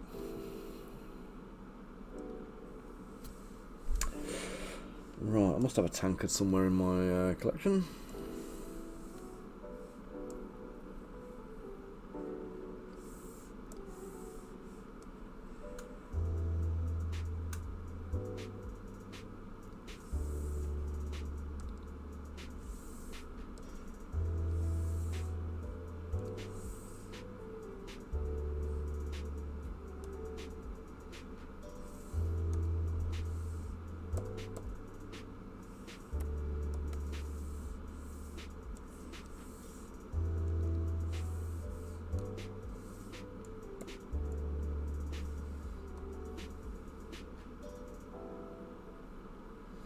Well, that's all it really is now, isn't it? Well, I will say Max is he's in a bit of a state at the moment. Bless him. Empty tankard, that's the one I was looking for. Why didn't I use the word empty? Well,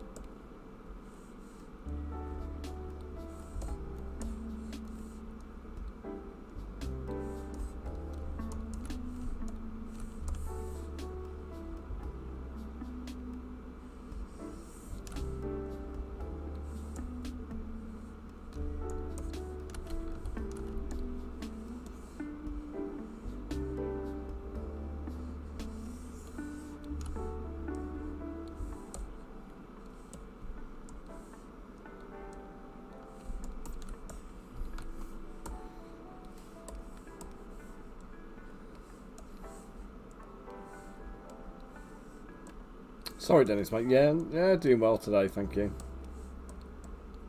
So I took my eyes off the ball a bit there again. I missed your comment coming in.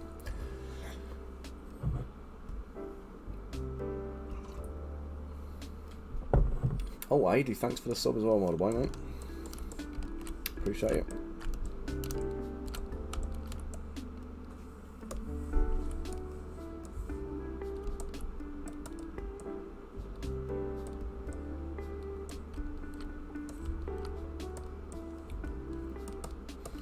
Anybody else has got a little bit of a Prime subscription kicking around that's not in use anywhere? Every little helps is always appreciated.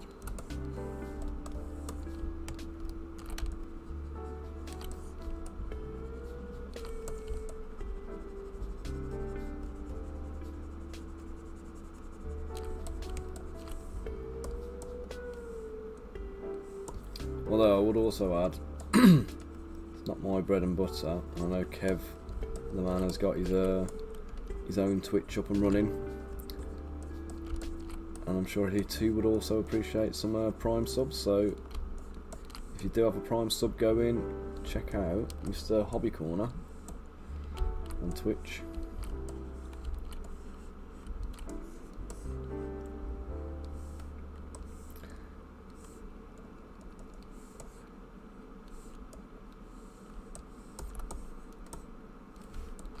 Right, Kev, I know I've done the hard work and actually made the heads and got them all ready for you and stuff now, but I've actually keep forgetting to put them on the printer. So, hound me today, mate. Okay, and I'll get them printed up and sent them out to you.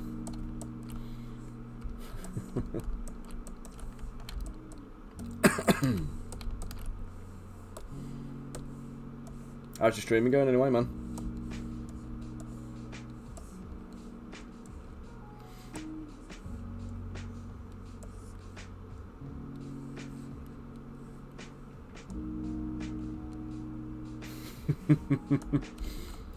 Hey, less of that, you're waiting over 3 months.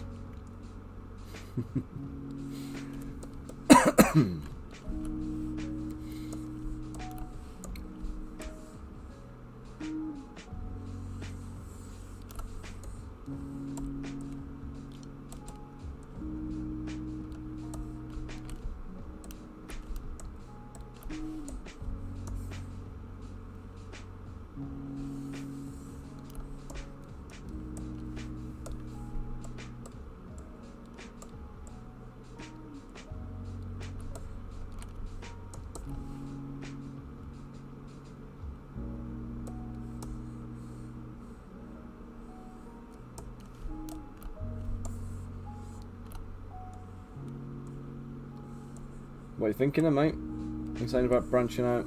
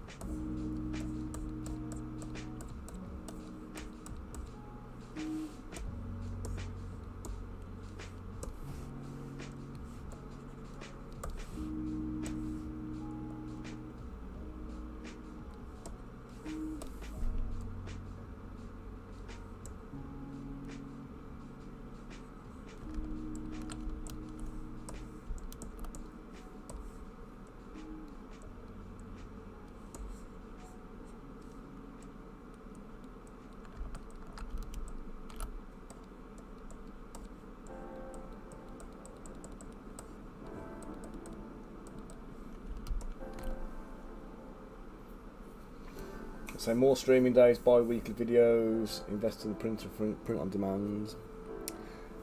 Yeah, it's all stuff you want to be getting into, isn't it? You get the commercial license for a few ranges as well. You get to offer kind of like print and painted surfaces. Services, sorry, not surfaces. Which I imagine will go down quite well with people.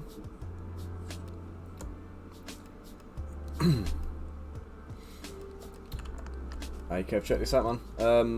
Don't know if you've seen it on my what do you call it, Facebook yesterday, but I did post up a things. We got Crystal Collapse coming soon now. So if anybody's interested in this, basically what we've got is it's a game, tabletop game which we've been working on for about 2-3 years now. So we're only going to be selling these as physical models, by the way. There's going to be no STLs for any of this stuff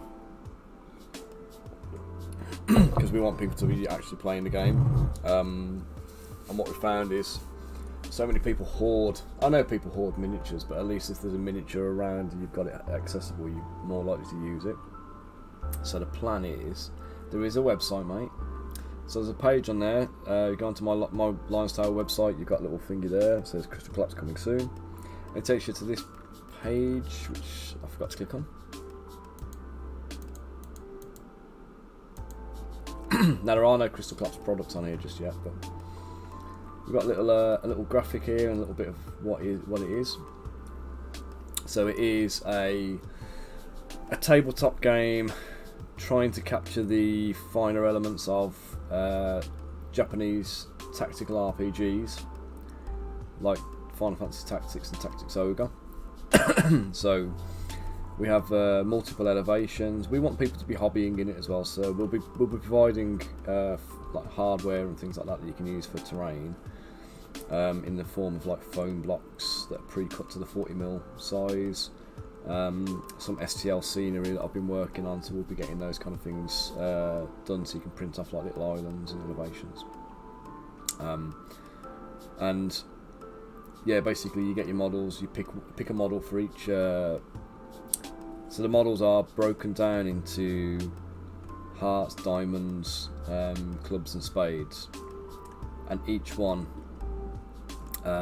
has a different role in the game. So when you compose your adventure party, you basically pick one team member. Point is firming up all of the stuff, and then we'll release a season pack where you'll get you know, for a reduced price, you'll get the four new models, say, that are required for the next season. You'll get a little pack of objective cards. We want you to play through the season's objectives. We want you to play through them and feed back to us again. Profile cards for the different characters and so on. So you'll get everything you need to basically get stuck into the season. And that's where we this is where we want this to go. We want to kind of get people engaged. We're going to kind of give you maybe 4 months, every 4 months or so we'll be releasing the new season. So we'll release a season, we'll give you 2 months to play it, and then you'll have a month of kind of like feedback or a couple of weeks of feedback periods where we kind of collate everything, and then we'll have another month where, you know, I'll get the sculpting done, Max will get the story written, and then we'll get your next season released to you. So that's where we kind of want to get to. We're also going to be doing an interesting one, which I'm looking forward to doing, where we're not going to tell you what the models are, but we're going to have a subscription where you'll get the mercenary of the month. So you'll get a 40mm scale mercenary, probably about a tenner. So we'll be sending them out. You'll get a stat card to use them in the game. You'll get the miniature itself, but we're going to kind of do what like Model Box used to do. We're going to ask you not to show them. Don't show them online, don't showcase them to anybody yet. So during the month when they're released, we want to keep them completely secret. So the only way you know what you're getting is when it arrives on your doorstep and you open your box. Now with these kind of things, what we're going to do is we're going to pay a little bit of homage to our favourite JRPGs and anime series. So, because there's not very many people sitting on stream at the moment, I'll tell you that one of the ones, I don't know if you've ever seen like Goblin Slayer, the anime. So the Goblin Slayer is one of like the characters we want to kind of incorporate and include. So we're going to do like our own version of him and kind of like sculpt him up in 40mm scale, give him a little, you know, a little profile card, and you'll be able to use him in the game. And then next month you'll get another one sent through the post, and you'll have a little collection of these kind of like special edition limited mercenaries. So we'll allow you to buy previous editions, but you'll only be able to buy them if you're a subscriber, because they're not going to ever be in our actual store. It'll just be listed as kind of like, you know, back editions of the mercenary of the month thing. So, you know, when you subscribe for the mercenary month, you'll be able to purchase back editions that you've missed. So say you missed February and March, and it might be like, you know, one of them is Link from The Legend of Zelda, and the other one was I don't know, say the Frog Knight from Chrono Trigger or something like that. You know what I mean? So we'll have these different kind of characters who will drop in, and until they arrive on your doorstep, you're not going to know who they are. So, so yeah, so we want to kind of get the there's a bit of monthly interest, and obviously, you know, 40mm model, it's nice to paint. It's a nice little project for you. It's not too demanding. You can get a whole faction with four models, and that's all you really need to play as a single player. You get your 4 players that you want, get a starter set or buy individual minis, whatever suits. And then get cracking with the game. We've got some battle mats that we're going to kind of put online as printables, so you can print it off and just use that. Or we'll say, like, you know, here's some templates for you to cut out in XPF foam. XPS foam, sorry, or you know, we'll actually provide the XPS blocks and some MDF kits and things like that you'll be able to use to kind of assemble bits of terrain. So we've got loads of options that we want to kind of bring to you. Because luckily with Max on board with it, he has certain capabilities to be able to do, you know, like your MDF type bits and bobs and like card cutting and things like that. So we've got some provisions we can make, which is cool. So yes, we're going to have the site here. So the Crystal Collapse site here, we're going to have a resources page. You'll be able to get your downloads. There'll be some free bits and bobs. We'll have some scenery packs. We'll probably sell the scenery as STLs because it's quite a lot for us to try and like run off a lot of stuff. But yeah, exactly, mate. That's what we're hoping. So we want to try and kind of. It's not a kind of a big ask. It's not like Games Workshop turning around going, guys, we're redoing your army. You need to spend, you know, 60 quid on this new army book. You've got to spend £400 buying new units for your game, and then you're not allowed to play with any of them until they're all painted on the table. You know, so we've got like 4 models that you paint as a faction, and that's it. And they're all obviously they're all designed by me, so they're all sculpted to be nice to paint, as with anything else I do. So they'll be nice robust models with some nice paintable areas, good definition, etc, etc, the kind of stuff you would expect from my models. So yes, I'll probably end up doing some paint alongs with these minis as well. So we'll do once they're out and about and we've got them available. We don't know, like I say, whether we're going to go to Kickstarter with it yet, or whether we're going to do a soft release, put everything up on pre-order. So you know, maybe we say, right, we're going to start taking orders for the models now, and we'll begin shipping in November or something like that. So you know, we can start producing content, producing stock and things like that, and getting things ready. So yeah, we'll see how it goes. I'll keep you guys posted. We'll be putting news up on the Facebook page and the Discord and everything else. So, and if there's anything you really want to see in there, then be sure to let us know, and we can get people kind of. We'll take we'll take some stuff, some requests and things like that. So, any mercenaries you want to see, we'll consider them. Right, let's get the barman done. I've done my Crystal Collapse pitch.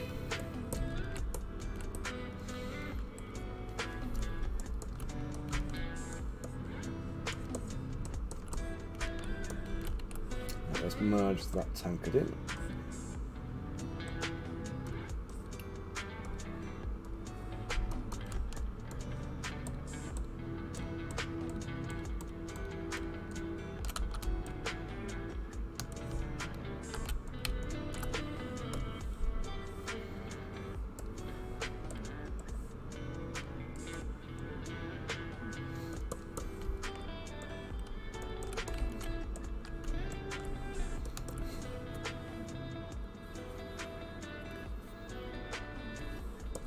Well, let's get his head sculpted. Now, I did say earlier on... Hey, Adam, how you doing, matey? I did say earlier on that this guy is going to be in the likeness of Francis Rossi from Status Quo.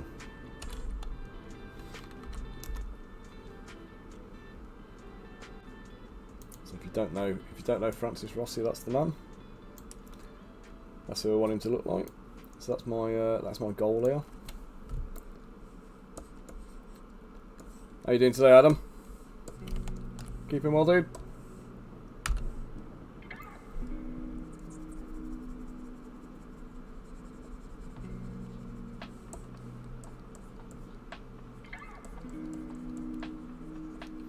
Obviously, he's a half-elf Francis Rossi, so he's not, you know.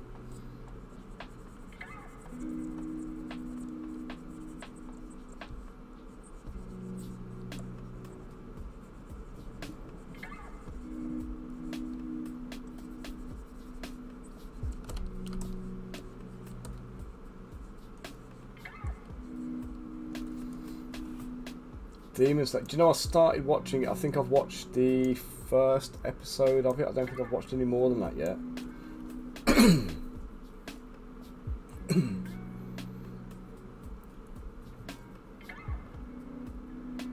Oh, was he the? He was the bad guy, wasn't he? The well, I say bad guy, or am I thinking of something else? I might be thinking of a different show actually. I could be confusing it with Sirius the Jaeger.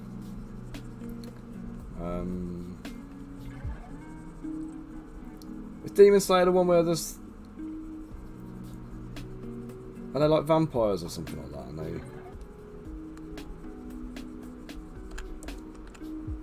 the guy's brother gets turned into a vampire and like is hunting him or something. Is that the one? And they make it. They show the first show you this guy is make out like he's a terrorist or something like that, and then it turns out he's turned down a deal with the vampires or something like that. I could be completely wrong on this one. I could be confusing 3 or 4 different shows at the same point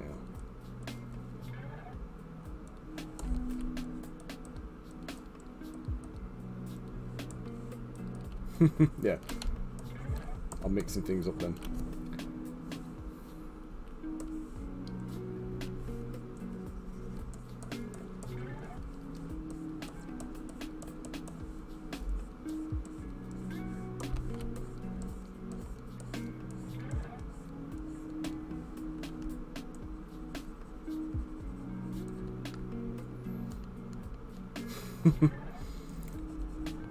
Is this what Sarah was taking a piss at you for before, Adam? Like not being able to text, or texting like a boomer?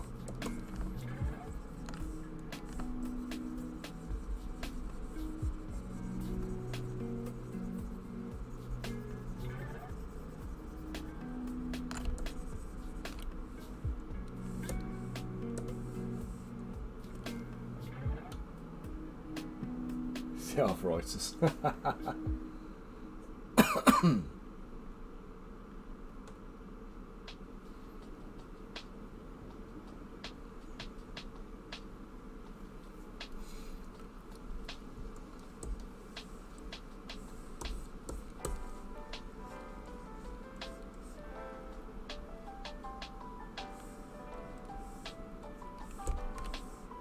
So, down in the middle, up and down again.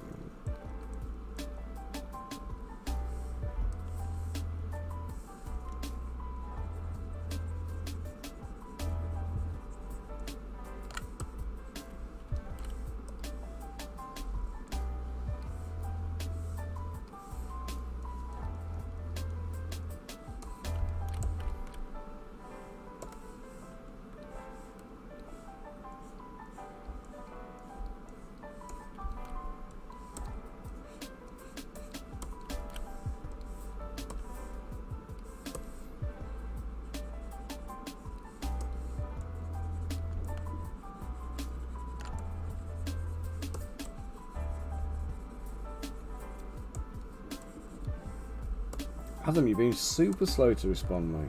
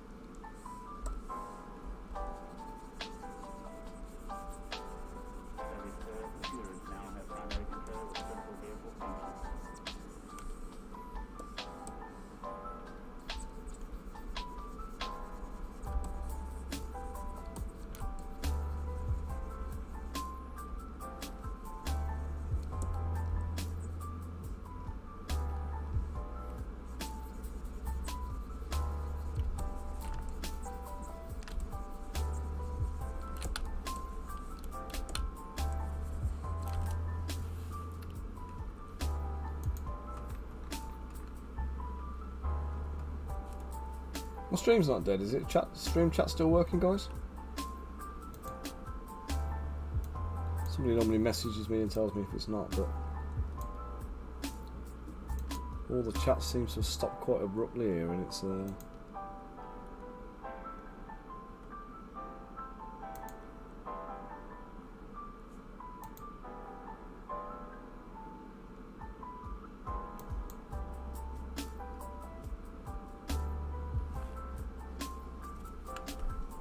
guys, got 8 people on stream at least at the moment. Let somebody pop a chat in, let me know it's not dead.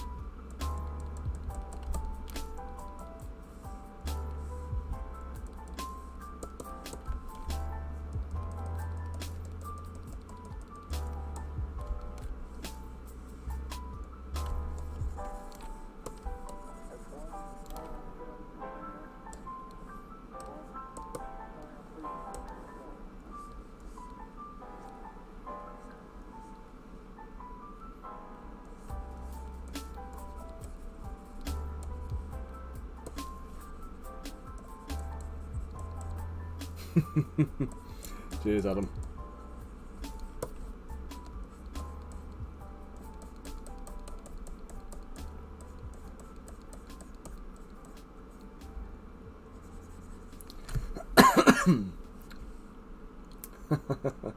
Nice. What courage you have?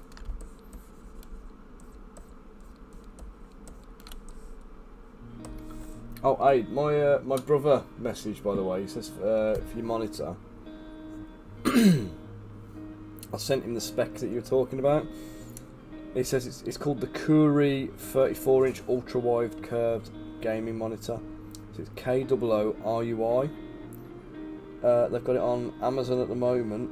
It's 359 quid for the model that matches what you're after. So I don't know if that is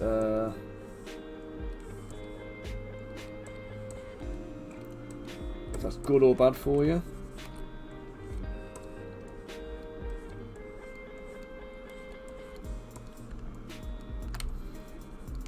Because unfortunately I don't know squat about the tech at the moment.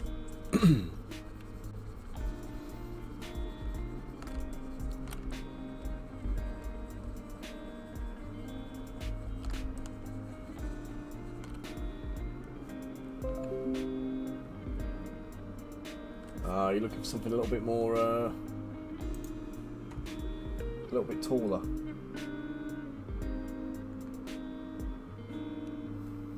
God, you just want you, ain't you? So demanding.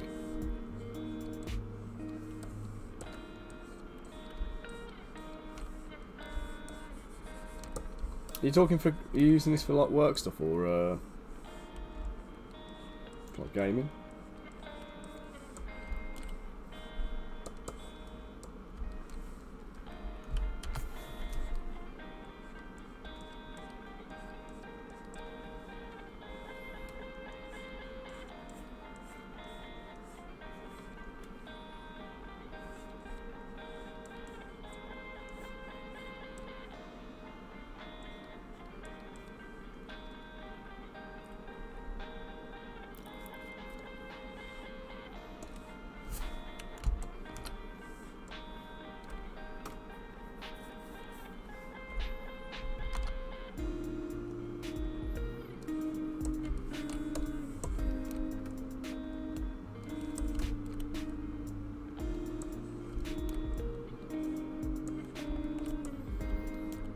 This is one of the things you need to do, guys. When you're sculpting models, put the bloody eyeballs in first before you start sculpting eye sockets and stuff.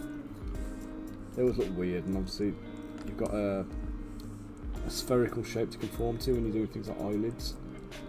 So if you forget to do the, if you forget to have the eyeball in there, it can make it quite difficult to actually try and make it look right afterwards.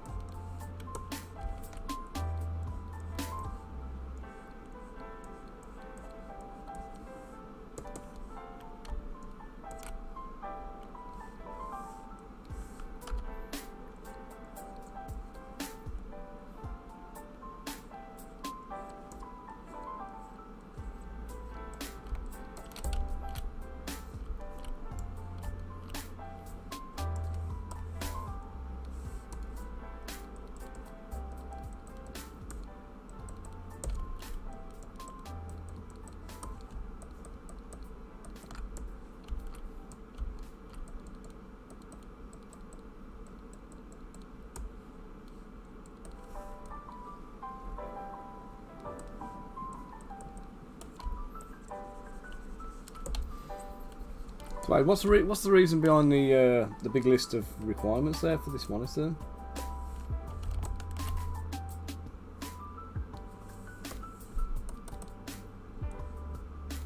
You're looking to get something that's not going to get too outdated too fast, or is there another reason you're looking for a particular spec here, or?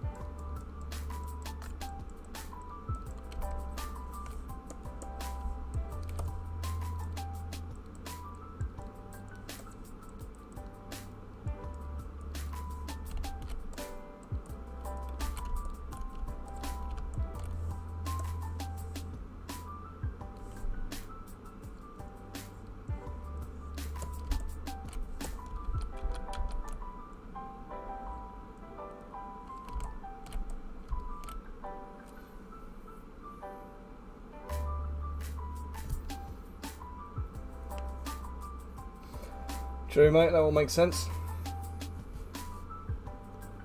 Yeah, lots of horizontal space for heads-up displays and things like that's great, but you need the vertical space, don't you, for...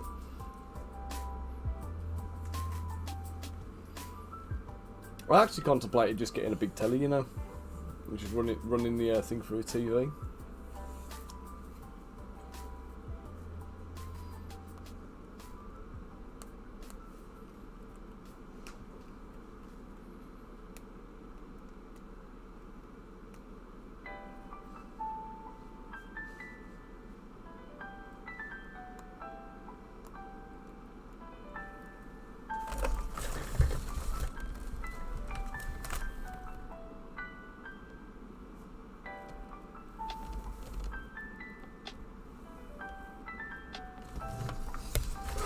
Something I've not thought of actually, you know, my my monitor here,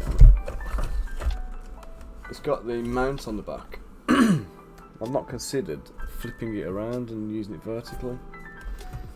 It would make more sense, wouldn't it?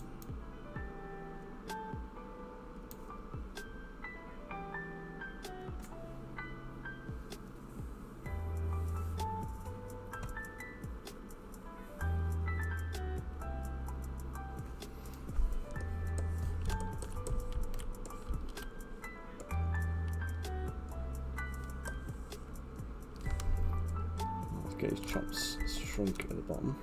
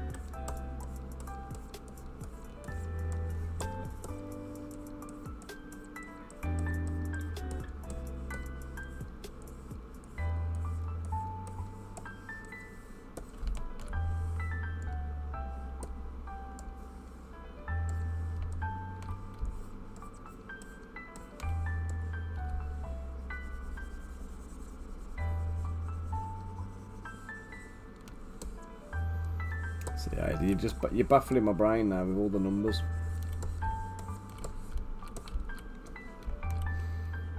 I said I used to be all tech savvy and everything. I used to know what I was talking about, and I just feel like I'm in the dark with it.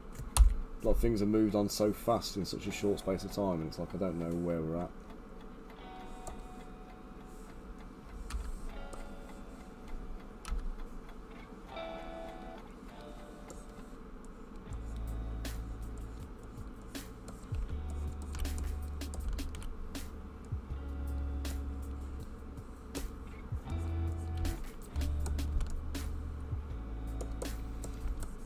Yeah, that's the thing. I haven't bought anything in ages, like tech-wise, so I've taken my eye off the ball with it.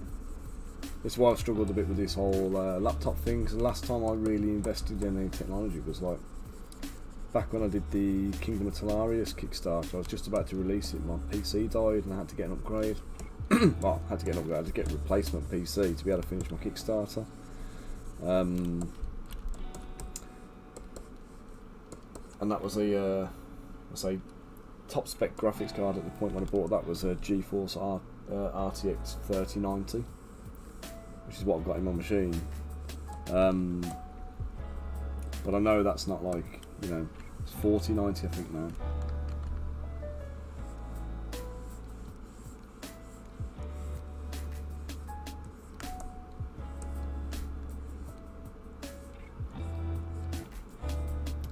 But I don't even know what the rest of the current spec is. Oh no, I know I don't need one, but I'm just saying that was the top of the range when I bought mine. So I did the research at the time and I figured out what I needed and found a good machine and, you know, whatever else. But back then as well, they were all in it was during like all the COVID, you know, business and stuff. So we had shortages for all the graphics. I don't know if that's still the case, but all the graphics card components were all like shortages. You couldn't get them for love nor money, you know what I mean? So I don't know if that's still the case, but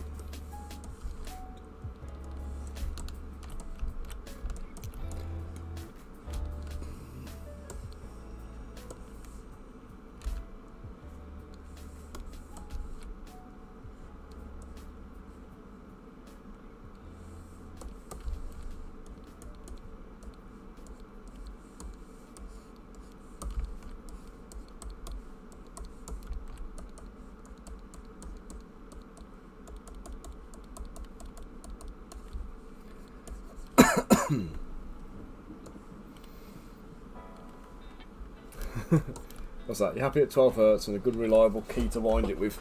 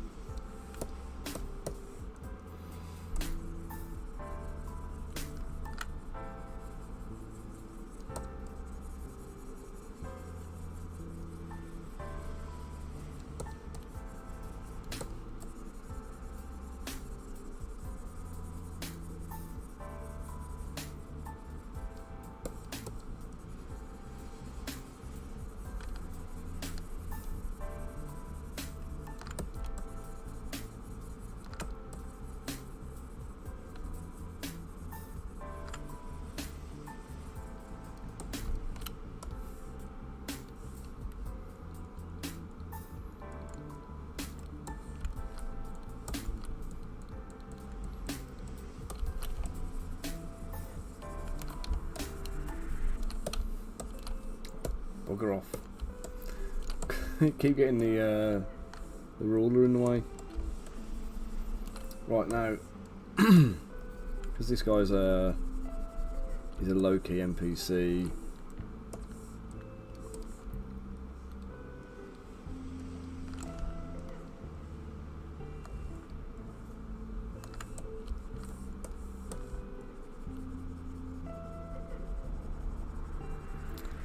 I'm not going to over detail him or over complicate him.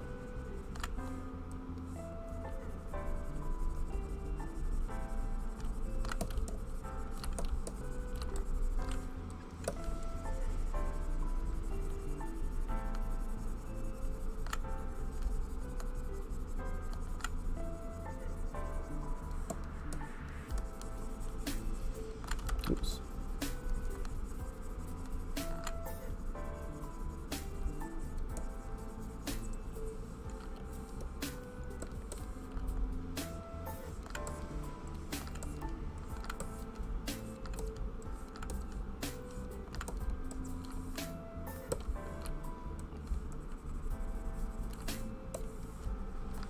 Oh dear.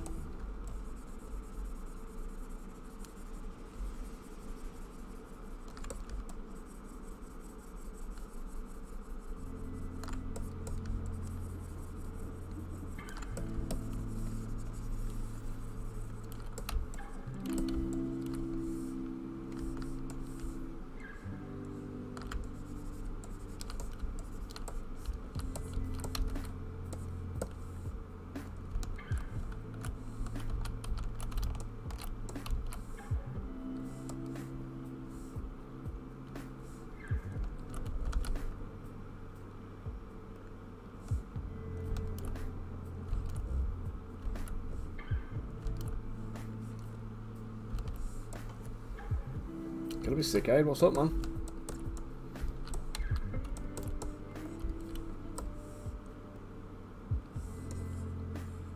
Oh right, you literally. I thought you'd read or seen something that kind of like you didn't agree with or something like that. You literally just feeling like you're gonna chuck.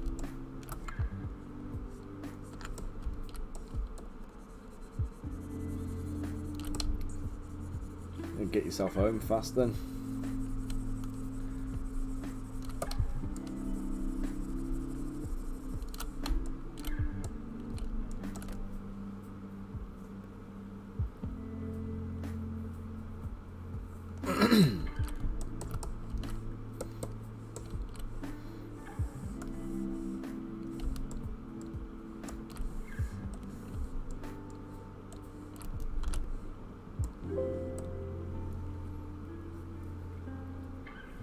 Oh, it's not about staying to the end of the day, mate. It's about not throwing your guts up at work.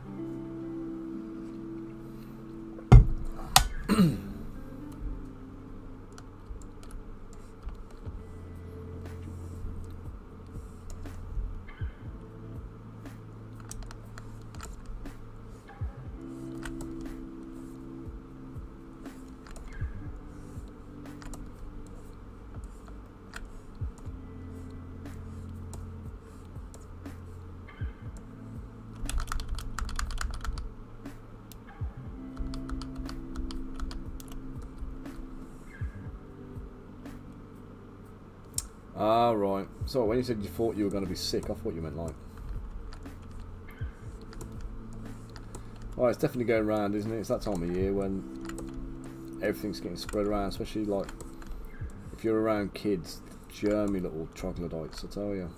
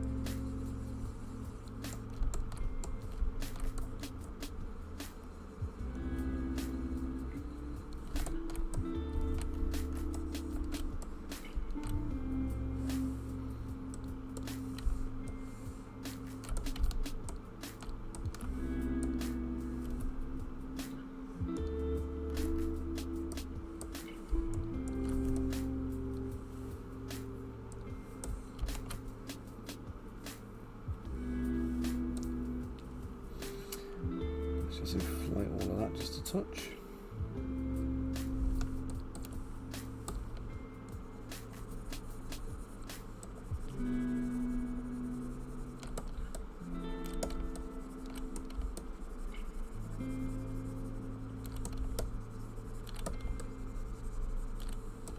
Do a bit of smoothing.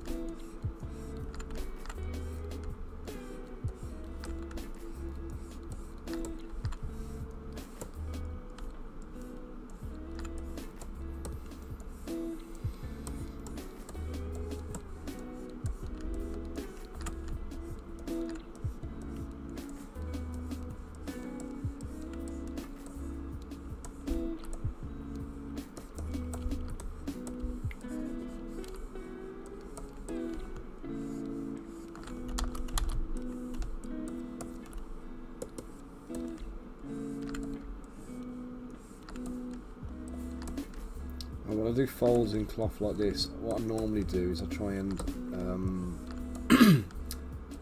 Dynamesh and polish the whole thing first. Turn off my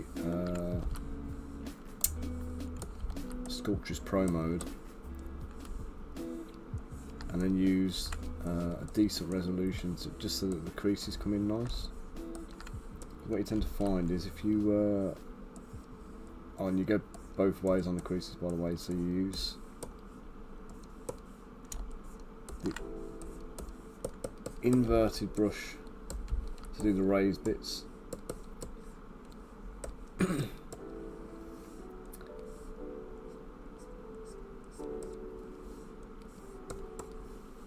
get to here, let's do a turn up cloth.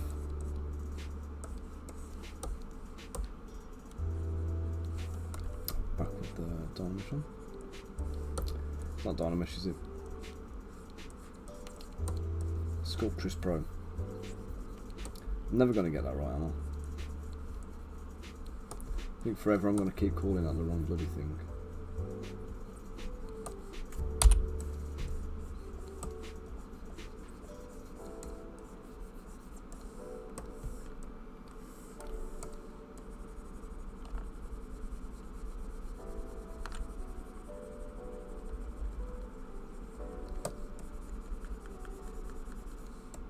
Riz, how you doing, matey?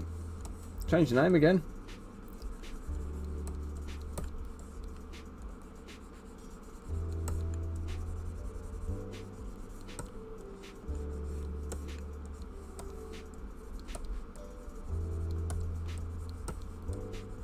And the second model of the stream in what one? The third hour, are we? 3 hour stream so far. Tired, mate.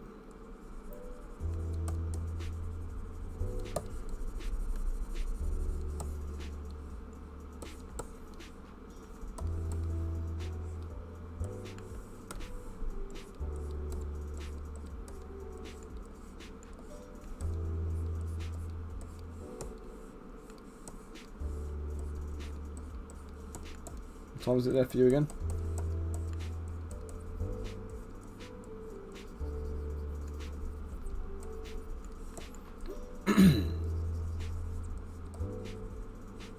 PM. Well, I can't keep you too late tonight, today, because I've got a call. I'm expecting about 2.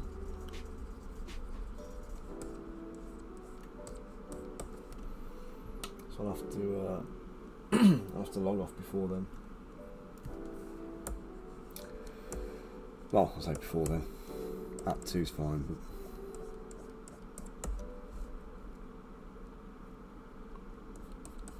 You're working all day. Killer, man.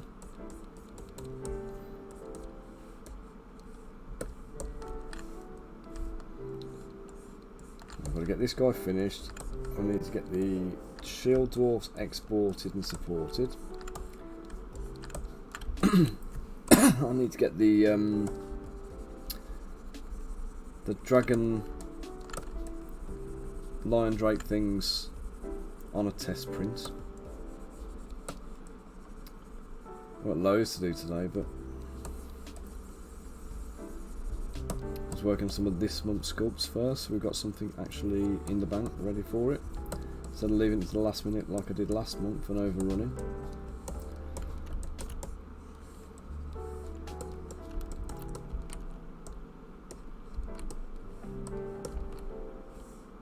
There's my Francis Rossi from Status Quo as a half-elf bartender.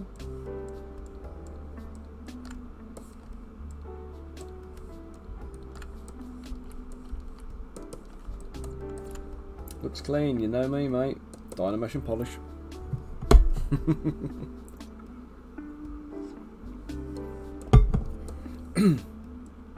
I'll tell you what I'm really pleased with, this guy.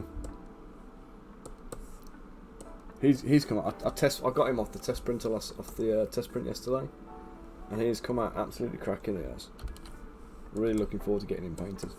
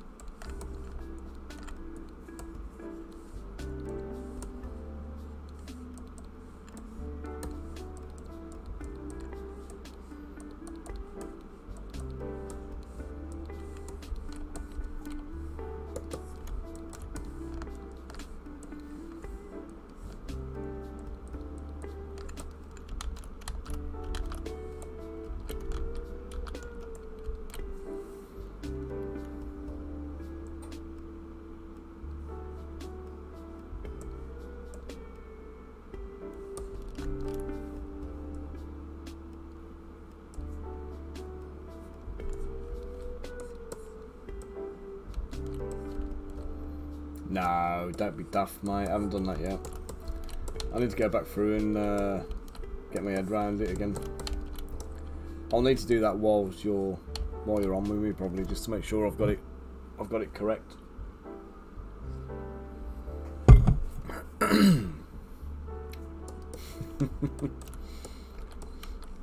I will do. I'll say before we start doing our what you call it project, 15mm thing. We need to all be on the same page for that one, so we'll definitely get it up and running for them.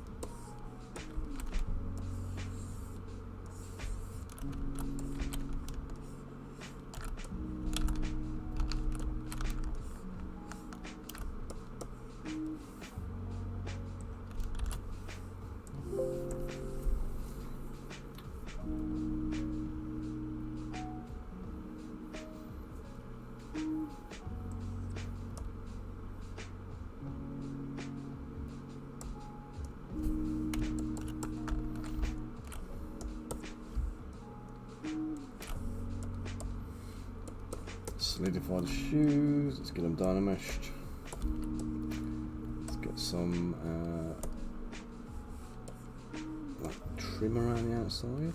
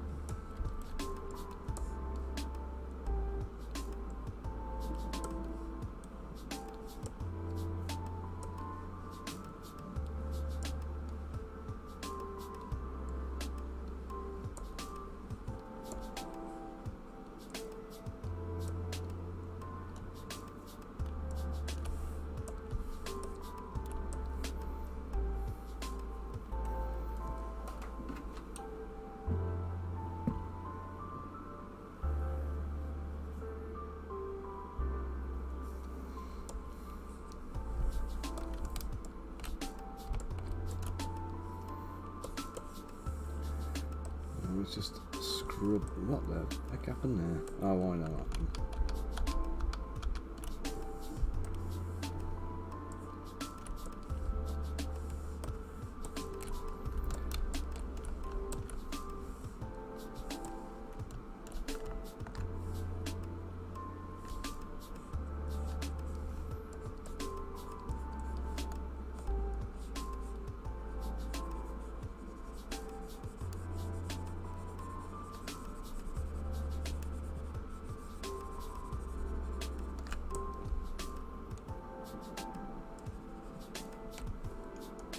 Your friend just got DM'd by some NFT twat.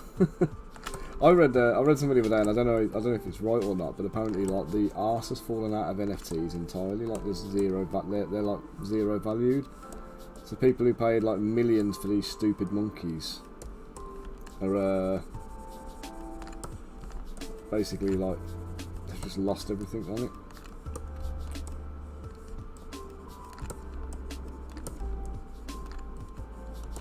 I mean, I don't know if it's true, but I wouldn't say it was. Yeah, I wouldn't say it was a massive surprise. Do you know what I mean?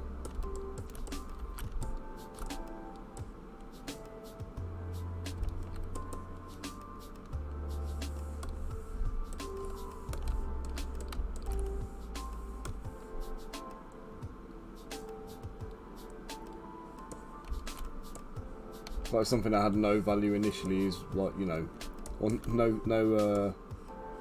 no founding in reality suddenly becomes worthless and people are surprised by it. It's like, ooh. Nobody saw that one coming.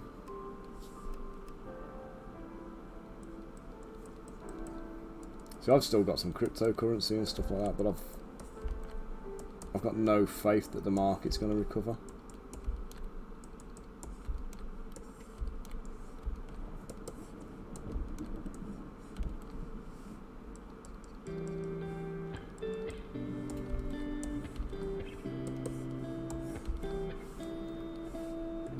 My mum was really big into it for a while. She was really annoyed because like years ago she'd heard about Bitcoin and wanted to invest and buy some. This is when it was like, you know, before it was worth anything.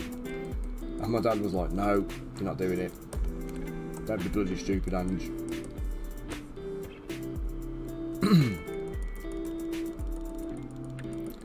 And obviously it's worth a ridiculous amount of money now. If my mum had done what she was going to do without listening to anybody else, she'd have had millions in Bitcoin in the bank.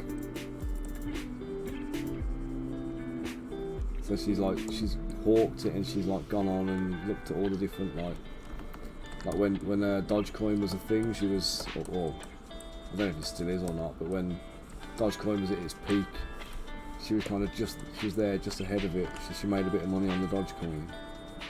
And she phoned us all up and said, oh, you need to get in on this, and like I put a few hundred on Dogecoin and it kind of like bumped in value very, very fast. And she's like, don't check out yet, it's worth money, it's going to keep getting bigger, it's going to get bigger, it's going to get bigger, it's going to get bigger. And the next thing you know, the whole thing just tanked, and I'm like, oh my god, you know. My couple of £100 investment went up to about £2,500 or something like that at one point. And it's back down to like probably less than I paid for it now. So I've still got it.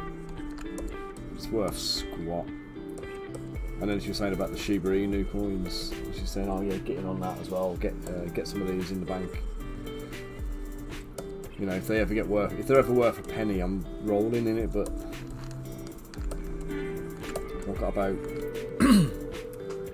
I want to say about 25 million of the Shiba Inu now.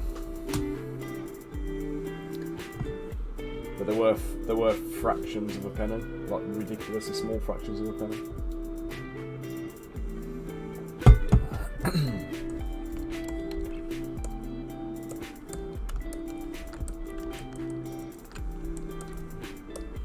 And I can't see them getting the value. Do you know what I mean?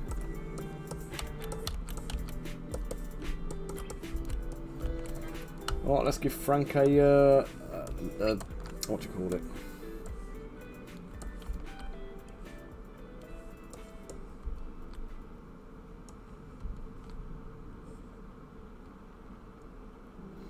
Well, the thing is, and I don't know, I can't say I understand enough about it, but the ones that I've invested in are what they call them, meme coins, aren't they? And I don't even know what that means. So I don't understand how you can put value on memes. So I don't know where they get their value from.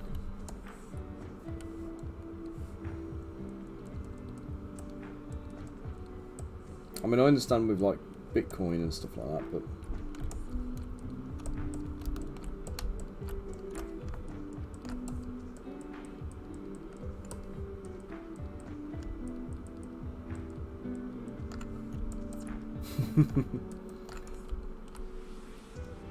you go for it. You might want to do it offline though, and do it on the Discord. Do it in our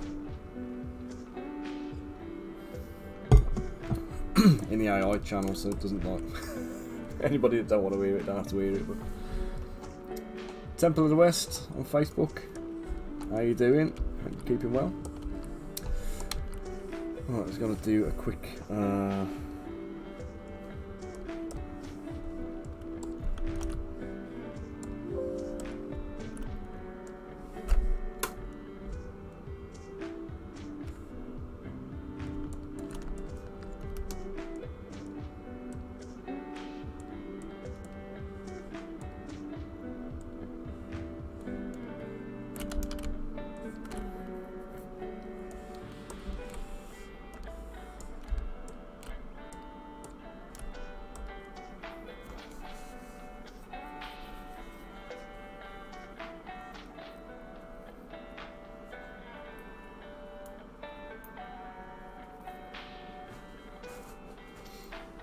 Oh right, so holding on to it indefinitely is pointless on a meme coin then.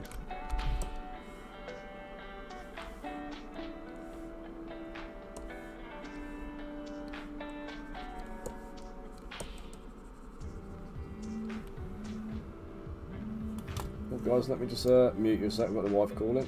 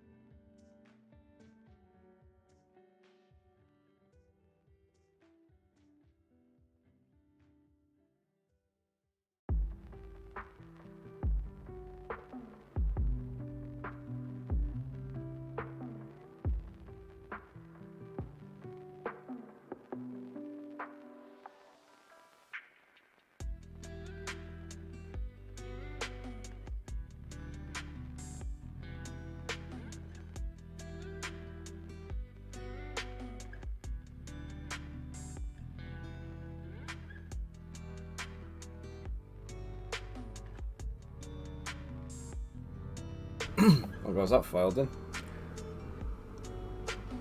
Don't know where she is, but it sounds like she's in some kind of tunnel or something like that. Can't even hear what she's saying. What are you saying anyway? So Dogecoin exploded because of Elon Musk. Yep, I get that bit.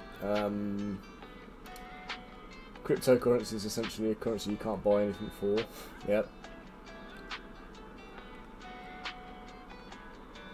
I did on an hour at one point about taking oh, what's it called?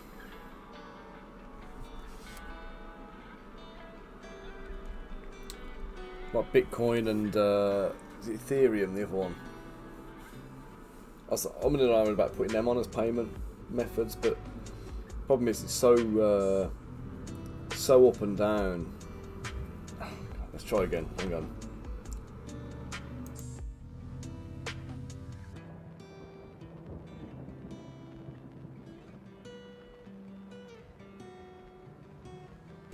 Guys, just got to run in the house and just check something for the wife. I'll be back in 2 seconds. Just put you on a BRB.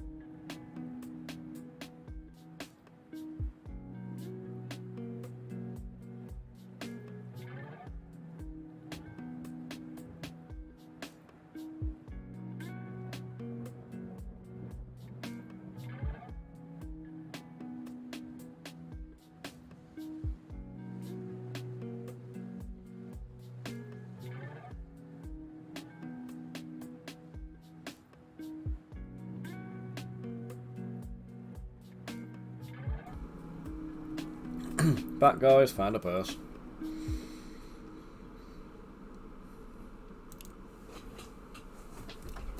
She has this knack of causing drama where she's like, she panics and thinks she's forgotten stuff.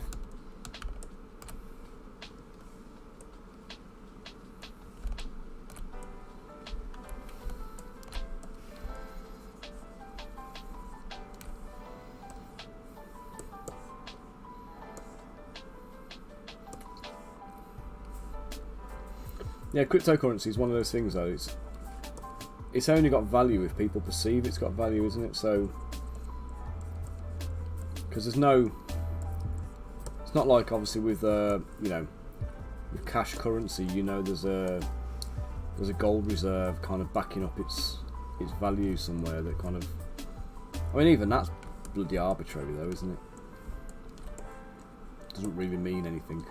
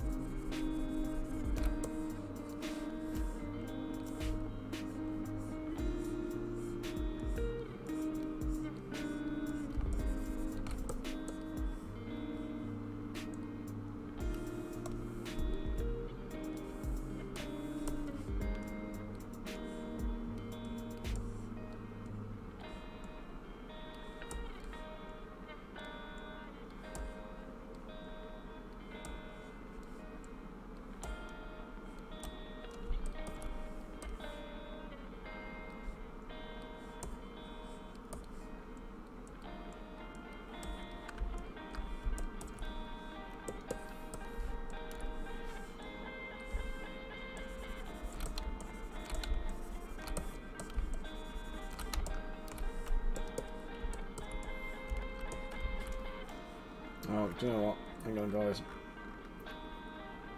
I left the chat. I scrolled up. Eraser TX, how you doing? Yeah, you're right. Gold's only got value because somebody says it has.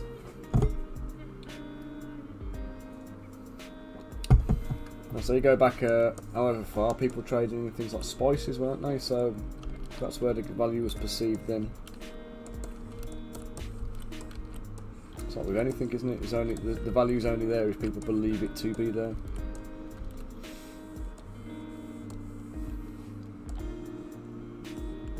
I mean, likening it to something that we've got context for right here now, the STL market is a bit of a cutthroat one at the moment, and the only reason there's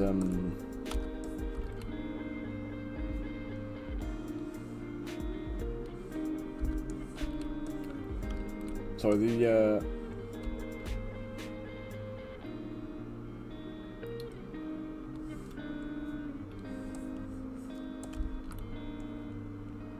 yeah, what the perception was with the STL files, that, you know, they're people have got an expectation of what they want to pay for them, and that kind of creates this, what should we call it, like an artificial kind of sense of value to them. And it's not a lot of value. I mean, that's the whole point of what I'm saying here, is that the value is low because people perceive it to be low, and it's one of the reasons we're looking at kind of, you know, longer term whether or not we carry on making STLs, or we do, you know, start moving over to physical files. I think it's one of those difficult things. There's always be a market there for the STLs, but to justify the amount of time you spend making them, you have to have the volume of sale. So if you don't have volume of sale, you can't really justify the cost of manufacturing and the cost of producing them. I know you're not manufacturing in the sense of, like, you know, but actually kind of.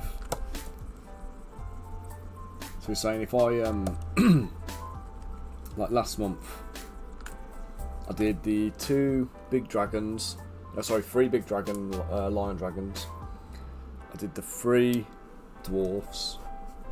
So that's 6 models. I did the. What did I do last month?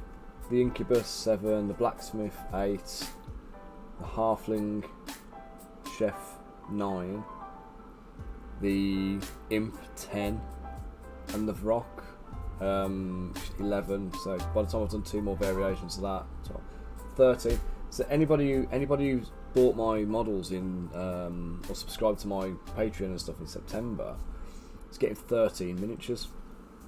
Now the subscription there is like £8.50. So if I just do 850 or 8.50, and then we do 13, and then we do 450, which is the average price I charge for a model. So if I do equals that times that, £5,850 is what those models were worth from last month, give or take. The dragon things would have been more, the imp would have been less, but nearly £6,000 worth of sculpting went into last month's release on Patreon.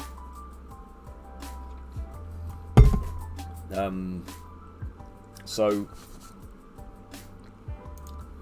for me to justify doing these sculpts realistically at £8.50,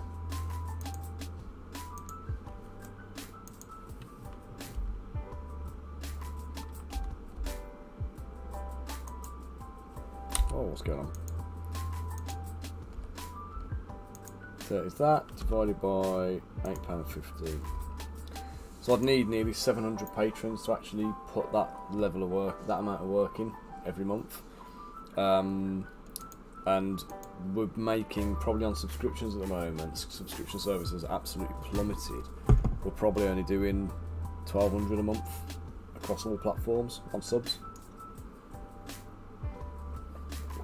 So actually releasing 13 models a month, releasing 30 models a month is not actually viable at the moment. So it's we're in a deficit of about $4.5 a month.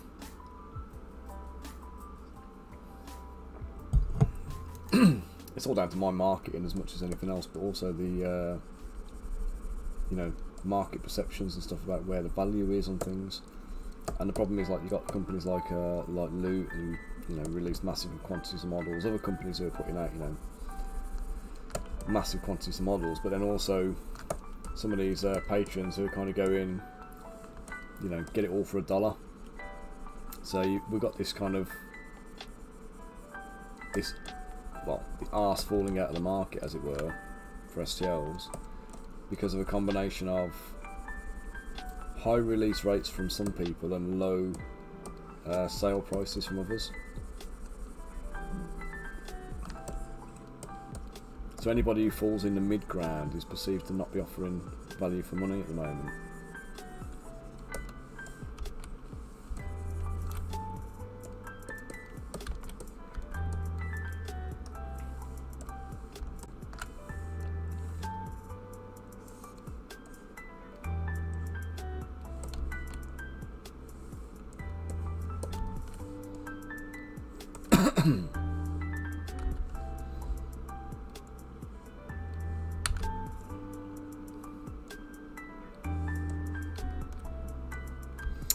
Yeah, do you know, I kind of hope they do, because I think the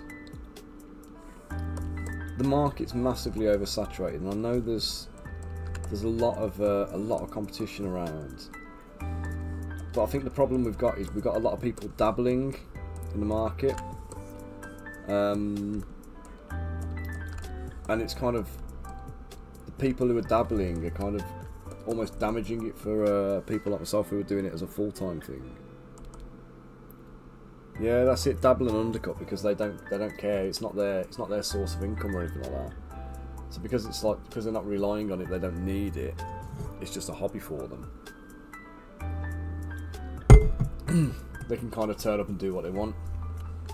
And unfortunately, the problem is there's negative impacts on that for everybody else who is there earning a living from it.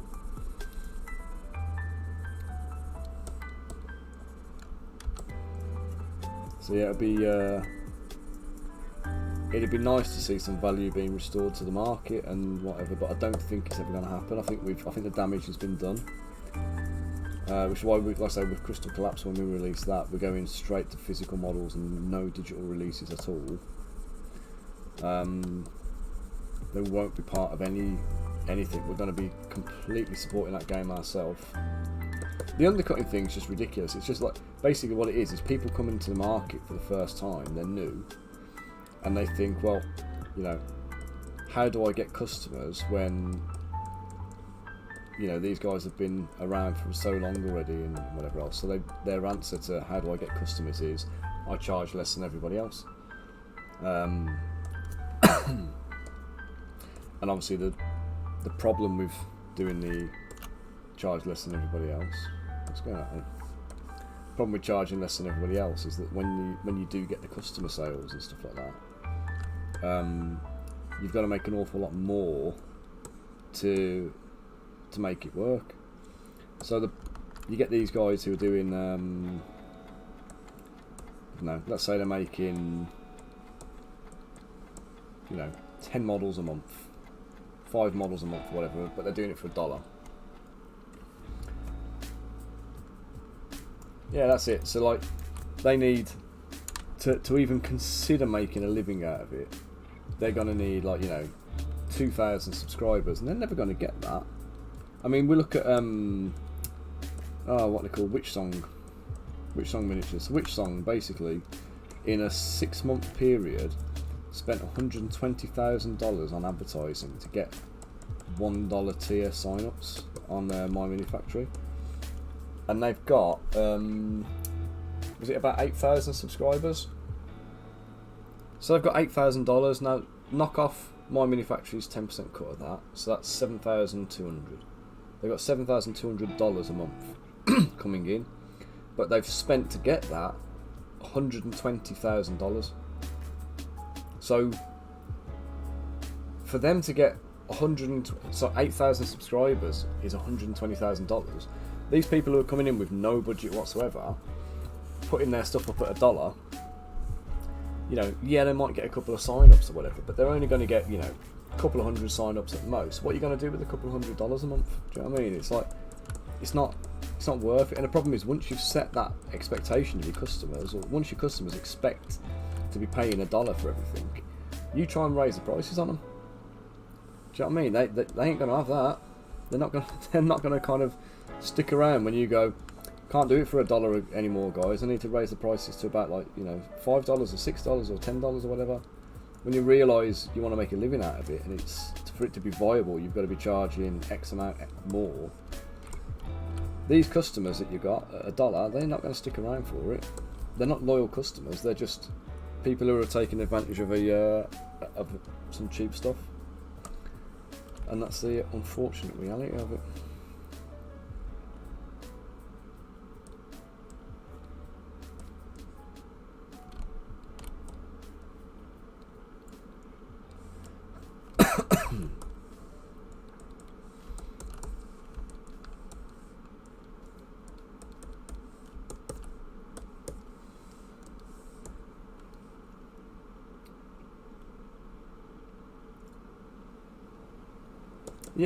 Yeah, exactly.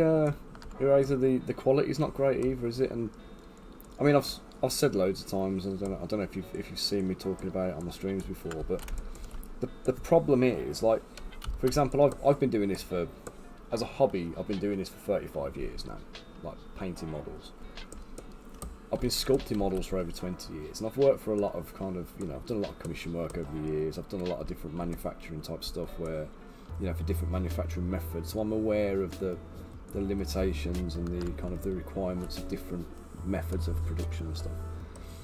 And a lot of these guys aren't, but I've worked for the customers as well, who are, you know, they've got QA teams and stuff like that. They've got people who are vetting everything. They've got proper art direction. So you get steering on stuff. So you do a model that's shit and it's not fit for purpose. They're going to tell you that, and they're going to make you redo it.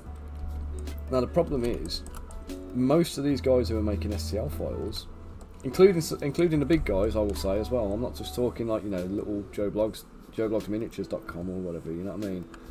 I'm talking like some of these big studios. They haven't got a clue when it comes to, you know, quality and kind of like the end product. So I'm a consumer of my own product, so I know what's good. I know what I want to see. I know what's going to make a nice model.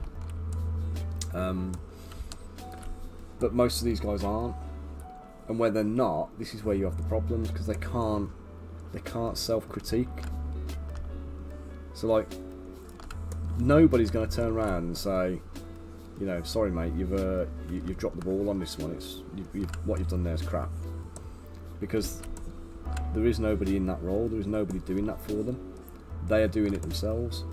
So if their benchmark for success, you know, for what makes a good miniature, if their benchmark is low to non-existent, then there's literally no limits to what they'll put out.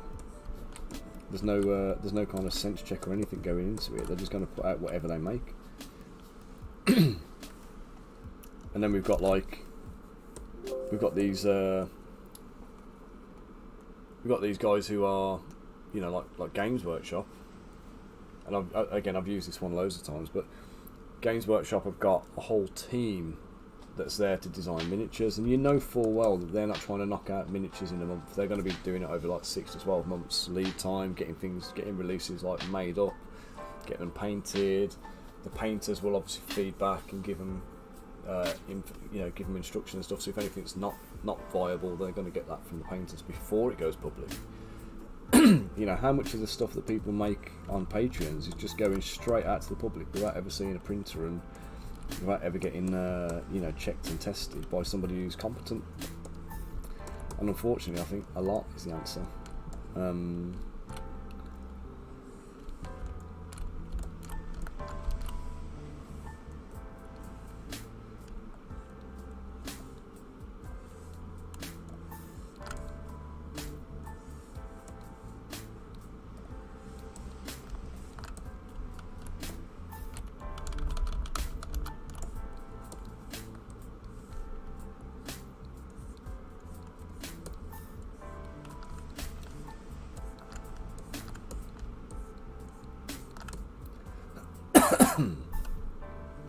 That's it. Professional feedback is like, they ain't going to be kind to you. They're dealing with their product. They're not going to look after your feelings. They're going to tell you exactly what you've done wrong and what you need to do to fix it. And you're not going to get paid if you don't do it. The problem here is we've got people who can release files to the public that are substandard, subpar, and get away with it because nobody knows any better.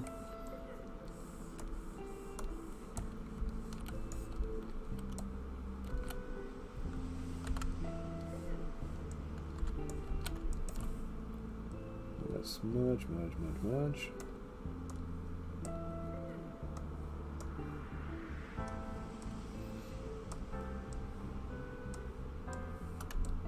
You know, I don't know if you've ever done any kind of like jobs or anything like that where you're expected to self-audit. You can't trust people to self-audit. It's just not a thing. You know, if you've got a self-audit, nobody's going to mark themselves down willingly. Do you know what I mean? Like for me, I've got standards, and I know what I want to be doing. If I do something and I know it's not up to scratch, it's going to bug me, and I'm going to end up going back and redoing it.